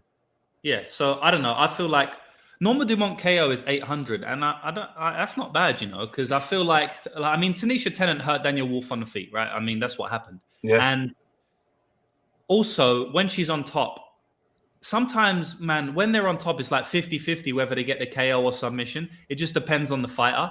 You know, if it's Jailton Almeida, it's probably like 70-30 submission. Right. If it's Gilbert Burns, it's probably like 80-20 submission. But if you get someone like, I don't know, who goes for ground and pound a lot? Like someone like Jack Hermansson, that's probably like 50-50, you know, ground and pound submission. Luke Rockhold. Okay. Luke Rockhold's like 60-40 TKO submission. So we don't really know about Norma Dumont on the ground. We don't know if she's a pure jiu-jitsu fighter or a ground and pound girl. So at plus 800, we'll take a little sprinkle. You know, we'll take a little sprinkly boy. Yeah, I like that. The little one. A little sope, huh? Okay. Yeah. I like that, James. There you go. Why not? You know what? Like you're saying, under 2.5 plus 170, Norma inside the distance. I like all that, man. That's actually a great idea. Fuck the submission. You never know what it's going to be. Knockout, sub, whatever. Maybe this is it, boys. Maybe this is it. Ooh. Maybe. All right. So make sure go to that. Make sure you go subscribe to his things, man. Go find out. I might have to do it. I don't even want the picks now. I just want to fucking know which one it is. Go ahead, Guru. Make sure. Listen, we'll throw everything together. We'll make sure we get on that list, baby. Because hold on, real quick for the people, one more time. Just a quick reminder. Make sure you head over to lucrativemmabetting.com. The dog out there. Make sure you support the man, because he is the longest term, most successful bettor that there is out there. So if you're following anybody, it better be him. That's why we bring you the best guests, man. You're welcome. Appreciate that, boys. Always, man. Of course. Thank you for joining us, man. We're having a great time. We're coming up on an hour, 45 minutes, and I know it's a different time over there, so you're hanging in. Yeah, we're rolling along, baby. Here we go. We got Chad Anheliger versus Alatang Haley. Anheliger 1-inch height advantage, Alatang 2-inch reach advantage, and 5 years younger. The line, Alatang Haley is -175, Anheliger coming back as the dog at plus 150. And Helliger's got some dog in him, but I just don't think in this specific spot that it's going to be good enough. I really dislike how often he gets taken down. I also really dislike that he can kind of get touched up a bit there. when things start happening in the pocket. I like his power. I like his counters. I think he's a solid enough fighter. But when Jesse Strader is landing takedowns at will on you as the fight goes on, and you're losing on the scorecards, you lost the first round on every scorecard to Jesse Strader, and you lost the second round on at least one scorecard. So round 3 was mad even also, and the next thing you know, Anheliger just rips into him, finally lands that combo, nice left hook, puts him down. Good job. Jesse Strader, that should have probably happened a bit earlier with all the Dana White Contender Series hype. So the line is listed accordingly. Alatang Ali minus 175. Yeah, I'll be looking for a little parlay piece, or you do the Alatang Haley and over 1.5. The Chronic Combat Special. The Chronic Combat Special, they just don't have it listed yet. So I'm waiting on, but now he's minus 180. It's already moved since I posted this.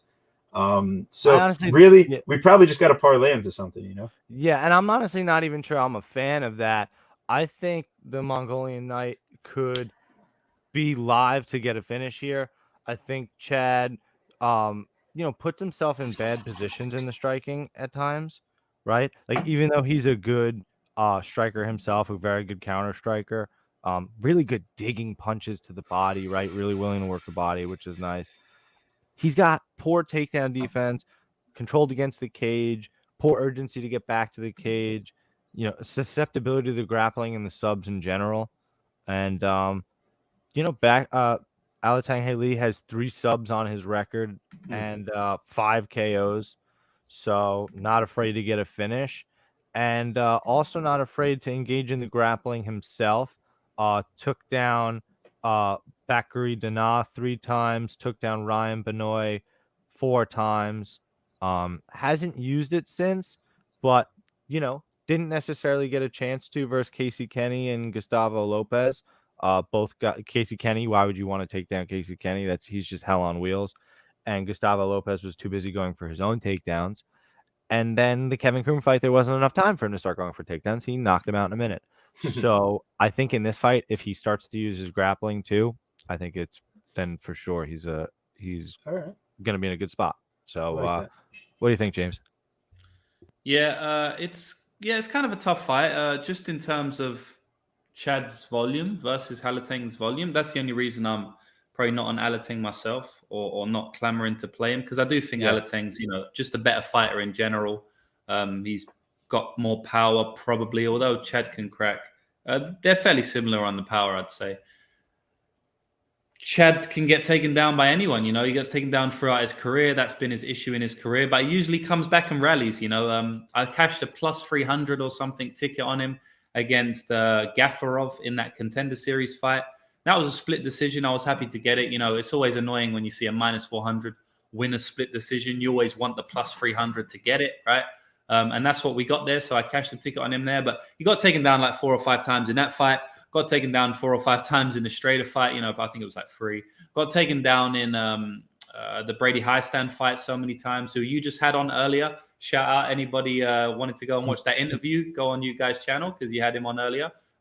He was able to, get a knockout on Brady Highstand in that 3rd round after being taken down multiple times in the fight. So, he has this way of coming back from the takedowns and still winning the fight. That's kind of been his entire career, but it's not a great game to have. Like if you wanted to create your perfect MMA fighter, you wouldn't say someone who always gets taken down and then is able to come back, right? Like that can't keep going forever, especially at the UFC level. At some point, you're just going to keep getting taken down and you're just not going to be able to come back. It was like Tony Ferguson. He kind of built a career on getting beat up a little bit and then just coming back. And then at one time, it didn't happen. Justin Gaethje just got beat up the whole time and he never came back. People watching that Justin Gaethje-Tony Ferguson fight, they were like, oh, I'm just waiting for Tony to come back. Tony was a favorite in that fight. They're like, all right, come on, Tony. It's the 3rd round now. Like, you should start picking it up. He just got battered for the first 2 rounds. And everyone's like, oh, it's all right. Tony's got this. And then he just never came back. I feel like that's going to happen to Chad Anheliger at some point. He's going to keep getting taken down. You're going to expect him to come back, and he's not going to do it. Halatang can get takedowns here. Halatang can hurt Chad Anheliger on the feet here, I believe. So I do lean Alatang Ali, but because he has such low volume, he's very, very poor volume guy. Alatang, he won't really throw.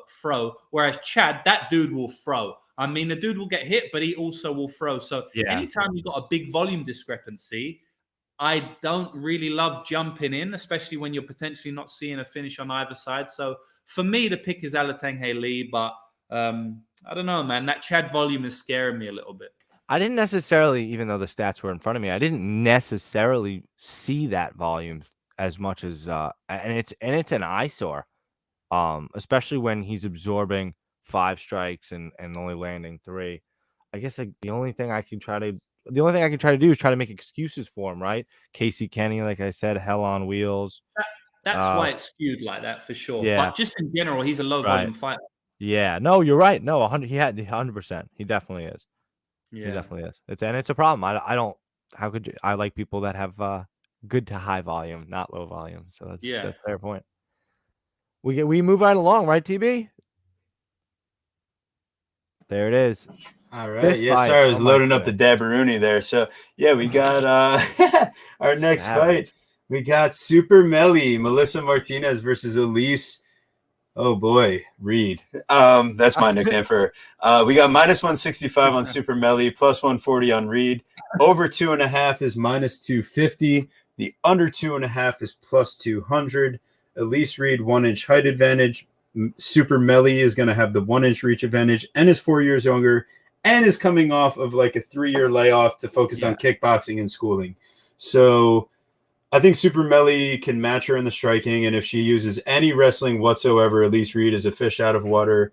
-165. I'll probably do Martinez like an over 1.5 or and over 2.5, something like that. Like get a little parlay going, but it's Super Melly for me. Elise Reed, like she's aggressive in her striking, but Martinez, I like the way she uses her backwards movement and everything like that. So here's a dabby. Let's go. Yeah. Can you mute your mic, you douchebag? I'll be taking Melissa Martinez as well. And I think that she's a fairly decent prospect. I think that's why she's got the chance here. 25 years old. Sky's the limit. Let's see what she can do. You're giving her basically the bottom of your roster to see what she's got. So, after 3 years 3-year layoff, she had one booked fight that was supposed to be a rematch of a split decision fight that was really kind of very, very close because Super Melly was just getting absolutely grapple fucked by a really good wrestler. But she kind of wins a close split decision there. And then they were going to rebook that fight, but it gets canceled due to Corona in 2020. And then, like we said, she's focusing on kickboxing and focusing on schooling. Then she's supposed to fight Hannah Cyphers in this fight, and Cyphers withdrew. So she gets Elise Reed here. So that's who she's looking to fight. So that's it kind of shows you where the UFC thinks she is. And that being said, like, why bet? Well, you're gonna see these girls around the block at least one more time for sure, Super Melly. So why not take this chance to learn something instead of losing money? Degenerately, go Melissa, but I'm not playing it. What do you think, James? Tough to get behind this fight with my money, with our hard-earned money. But if anything, we lean for the underdog because +140, it's not massive. It's not enticing me +140. If it was +170, it would. +140 is not really enticing me. I think this is going to be a kickboxing fight. Both fighters do not like facing grapplers. Both fighters are pure strikers. And both fighters are fighting other pure strikers. So it's going to be a kickboxing fight. It's going to be a fight where both fighters are, performing to their best abilities. It's going to be a fight where both fighters are happy that they don't have to face the takedowns. If one fighter was smart here, they probably would shoot takedowns. I don't know if either fighter is smart. I can't really confirm or deny that. No offense. Yeah, we'll just plead the fifth on that one. Yeah, I don't know. We can't confirm or deny it, but I do think it would be a smart decision to do that because we can see Martinez being taken down, we can see Reed being taken down. So yeah, man, I don't know. It's a close fight. It's going to be a kickboxing fight. Who's better in a kickboxing? Who the hell knows? Sometimes you can't tell by tape. They just have to get in there and fight. It's very hard to tell sometimes.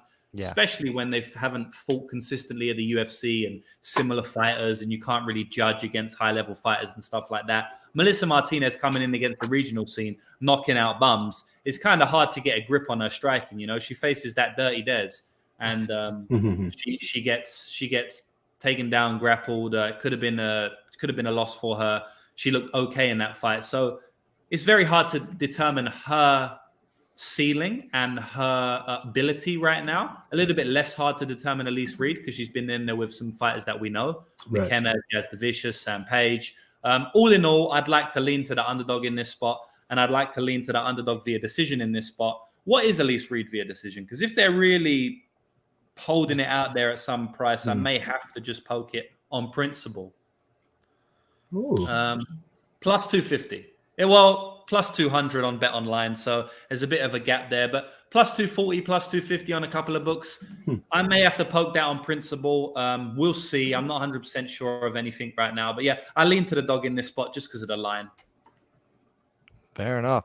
Listen, we appreciate you hanging out with us here for so long. And guys, we in the chat and listening, and hopefully re-listening later on throughout the week. We appreciate you listening for this long. So if you're in for a treat on this next fight. I'm excited for TV to break this one down. So, make sure we got the most people in the chat right now that we've had all night. So make sure you guys, if you haven't already, we got some new people, throw a like. Please subscribe to our channel. Please follow Lucrative MMA, lucrativemmabetting.com. Make sure you guys are following all of us because we're on a roll here, baby. We had Brady Highstamp for an interview earlier today. We got more coming up in the future. So to break down our final fight of the night, here we go. We made it. We got Darian Weeks at minus 125 and Johan Lainez plus 105. That's on DraftKings right now. You look over on FanDuel, Lainez is going to be closer to a plus 114, or is it plus 110 now? Something like that. Plus 104. Yeah. So the line's been moving a bit here. But Lainez opened up as a bit of a bigger dog earlier in the week. You see the over 2.5 at plus 115, the under 2.5 at minus 145. Lainez is going to have a 2-inch height advantage, a 4-inch reach advantage, and Weeks is going to be 1 year younger. Weeks does have a 1-fight advantage as far as UFC experience goes. But I think Johan Lainez just brings a few things to the table that Weeks just doesn't. Finishing power. I think even, submission threats, even though, he's doesn't have any in his career, he does show some front choke capabilities and, other things like that. But at the end of the day, Lainez has the size. He has the finishing ability. He's just, you see him against Gabe Green, and in the second round, when he starts slowing down a bit, like, oh man, the tides are turning, and then boom, he flatlines Gabe Green, who somehow comes back to life as he hits the mat and is able to just start pushing this incredible pace. Because Gabe Green's in really good shape. Really good shape, and just drowns Lainez. So here we go. In this fight, though, Darian Weeks is one of those guys that, sometimes he succumbs to the pace and the pressure, and he can, go low volume and kind of take his foot off the gas and deal with, what his opponents are bringing to him. So I think one way or another, Johan Lainez is either going to finish Darian Weeks, or he's going to kind of keep him so defensive and low volume that you got to give the decision to Lainez, who, oh, what's that? He was also 2 of 4 on his takedown attempts in that fight. And with a guy like Weeks, I mean, he's a bit smaller than Lainez's last opponent, Gabe Green, and has, not as good grappling. So I think, Johan Lainez, we placed a 2-unit play on Bet MMA at plus 114. So that's the benefit of following us over on Bet MMA, is that you could get in on these lines before they start running around a bit. I know if you got in earlier in the week, you would have gotten a better than line than even we did, but make sure you guys are following us. So, Guru, are you seeing anything different on this fight? I mean, I guess I kind of spoiled it. Of course not. I'm glad you did, because I'm good. Like, Johan popped out on the tape. Darian Weeks, doesn't necessarily do enough with the striking, right? And it's just not. I just don't trust him really at all. So I don't understand why he'd be favored here. So, and I think you're seeing the market realize the same thing. What do you think, James? You on our side, or you on Mr. Darian Weeks? You're muted, my friend. Okay. Yeah, I guess so, but I just feel like, because I feel like Lioness is a bit more dangerous, you know, in general. So I do think he could get the finish. I think he's a very dangerous fighter, man. You know, when you go and look at Lioness tape, I mean, I think he's 100% finish rate in. Oh, he did go to that decision on the regional scene at one time. Other than that, I think he's 100% finish rate in his wins. I may not be, you know, this is off the top of my head here, but I think he is. You know, he came into the UFC, obviously got that win over Justin Burlinson.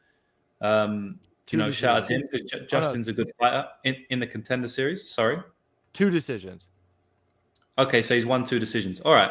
So 2 decisions, and the rest of his wins have been inside the distance. He's a very dangerous fighter. We saw that in the Gabe Green fight. You know, had Gabe Green hurt in that fight, had him on skates, Gabe Green was able to weather the storm, come back and get the finish like I thought he would be able to do. But in this fight, it's kind of hard to just determine how good Darian Weeks is. And honestly, a little bit Lioness as well. Like, we haven't seen too much from him. We know that Lioness can kind of gas under the pace. We saw that in the Gabe Green fight. We also saw that in the Troy Green fight, that he got her tired in that fight. Quite funny, you know, the 2 greens he gassed. At least he's not fighting a green here. So I just feel like it's a close fight. They've lined it closely for a reason. But I do think the power upside is 100% on the Johan Lioness side. I think the early upside is definitely on his side. I mean, I'm fairly confident he'll win round 1 here. Lioness, you know, unless he's spooked out from gassing like he did in his last fight. You know, sometimes fighters overcorrect their gas tank when they have gassed out in a previous fight. So that is possible. Darian Weeks, on the other hand, I think he's better than what we believe he is. Or at least what he's shown in the UFC. Obviously, came in tough debut. He came in at like 4-1. Like, his pro record was 4-1. But you can actually be a little bit misguided by that, because if you look at his amateur record, the dude's fought like 20 amateur fights. I mean, I think he was like 15-3 amateur. So the dude's got good experience, just didn't go pro like most other fighters would have, right? But he came in against Brian Barberena. Look, that was a good fight. It was a back and forth fight, honestly. Barberena's a very, very tough veteran. Going to be hard to come in and just beat Brian Barberena on your debut, right? Especially if you don't have like one-punch explosive power like Darian Weeks doesn't. Darian Weeks, more of a volume guy, more of a wrestling guy. Was able to get Brian Barberena down multiple times, but Brian came back, won that fight on volume. Then he fought Ian Gary, who I know he gets a lot of hate, but Ian Gary is a money machine for me. He's 3-3 in the UFC. I've cashed on him all 3 times. He's a very good fighter. He's very slick on the outside. He gets a lot of hate because of how he speaks on the mic and stuff, but he's a good fighter. Make no mistake about it. So that wasn't a bad loss from Darian Weeks. So look, man, I think it's a close fight. I think that we haven't seen the best of both fighters. I am very worried about that Lioness gas tank because I've never seen him go 3 rounds hard. I've never seen him look good in a 3-round fight. I saw him completely melt in that Gabe Green fight. But Gabe Green can make you melt. You know, he's the type of fighter that can make you melt. Not sure if Darian Weeks has it in him to make you melt, at least as not as much as Darian Weeks, Gabe Green. So, yeah, I think Lioness going to win early. I think the knockout upside is on his side. So, yeah, man. Everyone wants a pure pick, right? I hate giving a pure pick because this is a -110 type fight for me. Like, on the one hand, I can see Lioness knocking him out, but I also can see Lioness gassing out. If anything, I'd like the under 2.5. So I'm just going to say it's a -110 type fight. I'm going to say it's a 50-50 fight for me. But I don't mind the under. Maybe someone crumbles in this fight. And I'll say, for your guys' sake, it's Darian Weeks crumbling in the first round. That would be nice. You know, realistically, Johan Lioness is 7 minutes of hell on wheels. You know, we saw it on the tape. We made money betting Gabe Green in that fight. So that was super exciting, you know, plus money on Gabe Green. And, you know, literally at 7 minutes, he shut off and that was it. And, yeah, be super interesting. I really like to see Johan put on that pace and pressure and just do some damage. And that kind of hopefully be enough. So that'd be nice. Start off the day with a little dog cashy cash. That's it. And look, he hasn't completely fallen apart in every fight he's gone to decision. Only once, right? The other 2 fights, he did win a decision. You know, he was able to lean on the grappling there, which I don't think he's going to be able to do in this fight. But it's not like just completely gives up at 7 minutes. Like, he's got 7 minutes of hell, like you said, and then he's basically done after that. But he still will fight, right? He still will fight. Against Gabe Green, he didn't, but, you know, he doesn't completely switch off. So, yeah, I'm not sure that Darian Weeks is going to be the guy that puts enough pressure, puts enough volume, hurts him enough, like does anything that makes him want to crumble. Gabe Green is relentless, hits hard, you know, and of course he had put pedal to the metal to try to put him out of there. If he can realize whether he can put Darian Weeks out quickly, great, or if he realizes that he can't and realizes that he's not feeling danger come back at him, then maybe he can be a little bit more paced. And that would be nice too. And like you even said, hey, if you line something at -110 and we got plus money, let's fucking go, baby. Let's take that plus money. Let's rock. So James, 2 hours with you, man. You're in out there in New Zealand, so it's actually less than 2 hours. It's like an hour and a half. But it doesn't make any. That's how it works when you're smoking and the time zones. That's how. I'm the one that ran the gauntlet, not you. What the fuck? Yeah, I'm just fucking around. James, seriously, thanks so much for your time, man. It really means the world to us. We love hanging out with you and breaking down these fights. Obviously, as you can tell, as we went for. Been awesome, man. No, I've enjoyed it, bro. I know these ones go on for, you know, everyone's got a different format. I know we break down the whole card. We have some fun in between. Andrew Tate and Tristan Tate come bomb the chat. We have to kick them out. People doing dabs, shit going on. So I know it goes a little bit longer, but I've had a good time, bro. Hopefully we can cash some money and we'll definitely do this again. Thanks so much, guys. And thank you guys so much for hanging in here. Make sure you're following at Lucrative MMA. Go check out his betting website and subscribe. Make sure you're subscribed to us. Like and subscribe. Share the video around. Had our interview earlier with Brady Highstand. Had an interview last week with Matt Frivola. If you haven't checked that out, go check it out. You can follow me at Guru Scouting MMA, Twitter Verdict, Instagram, and Tapology. My incredible co-host, TB Scouting MMA, Twitter Verdict, Instagram, Tapology. Next week, Sanhagen's song, and then a week off, which is depressing, but maybe needed. So we'll take Sanhagen's song and be very happy about it. So we'll see you then.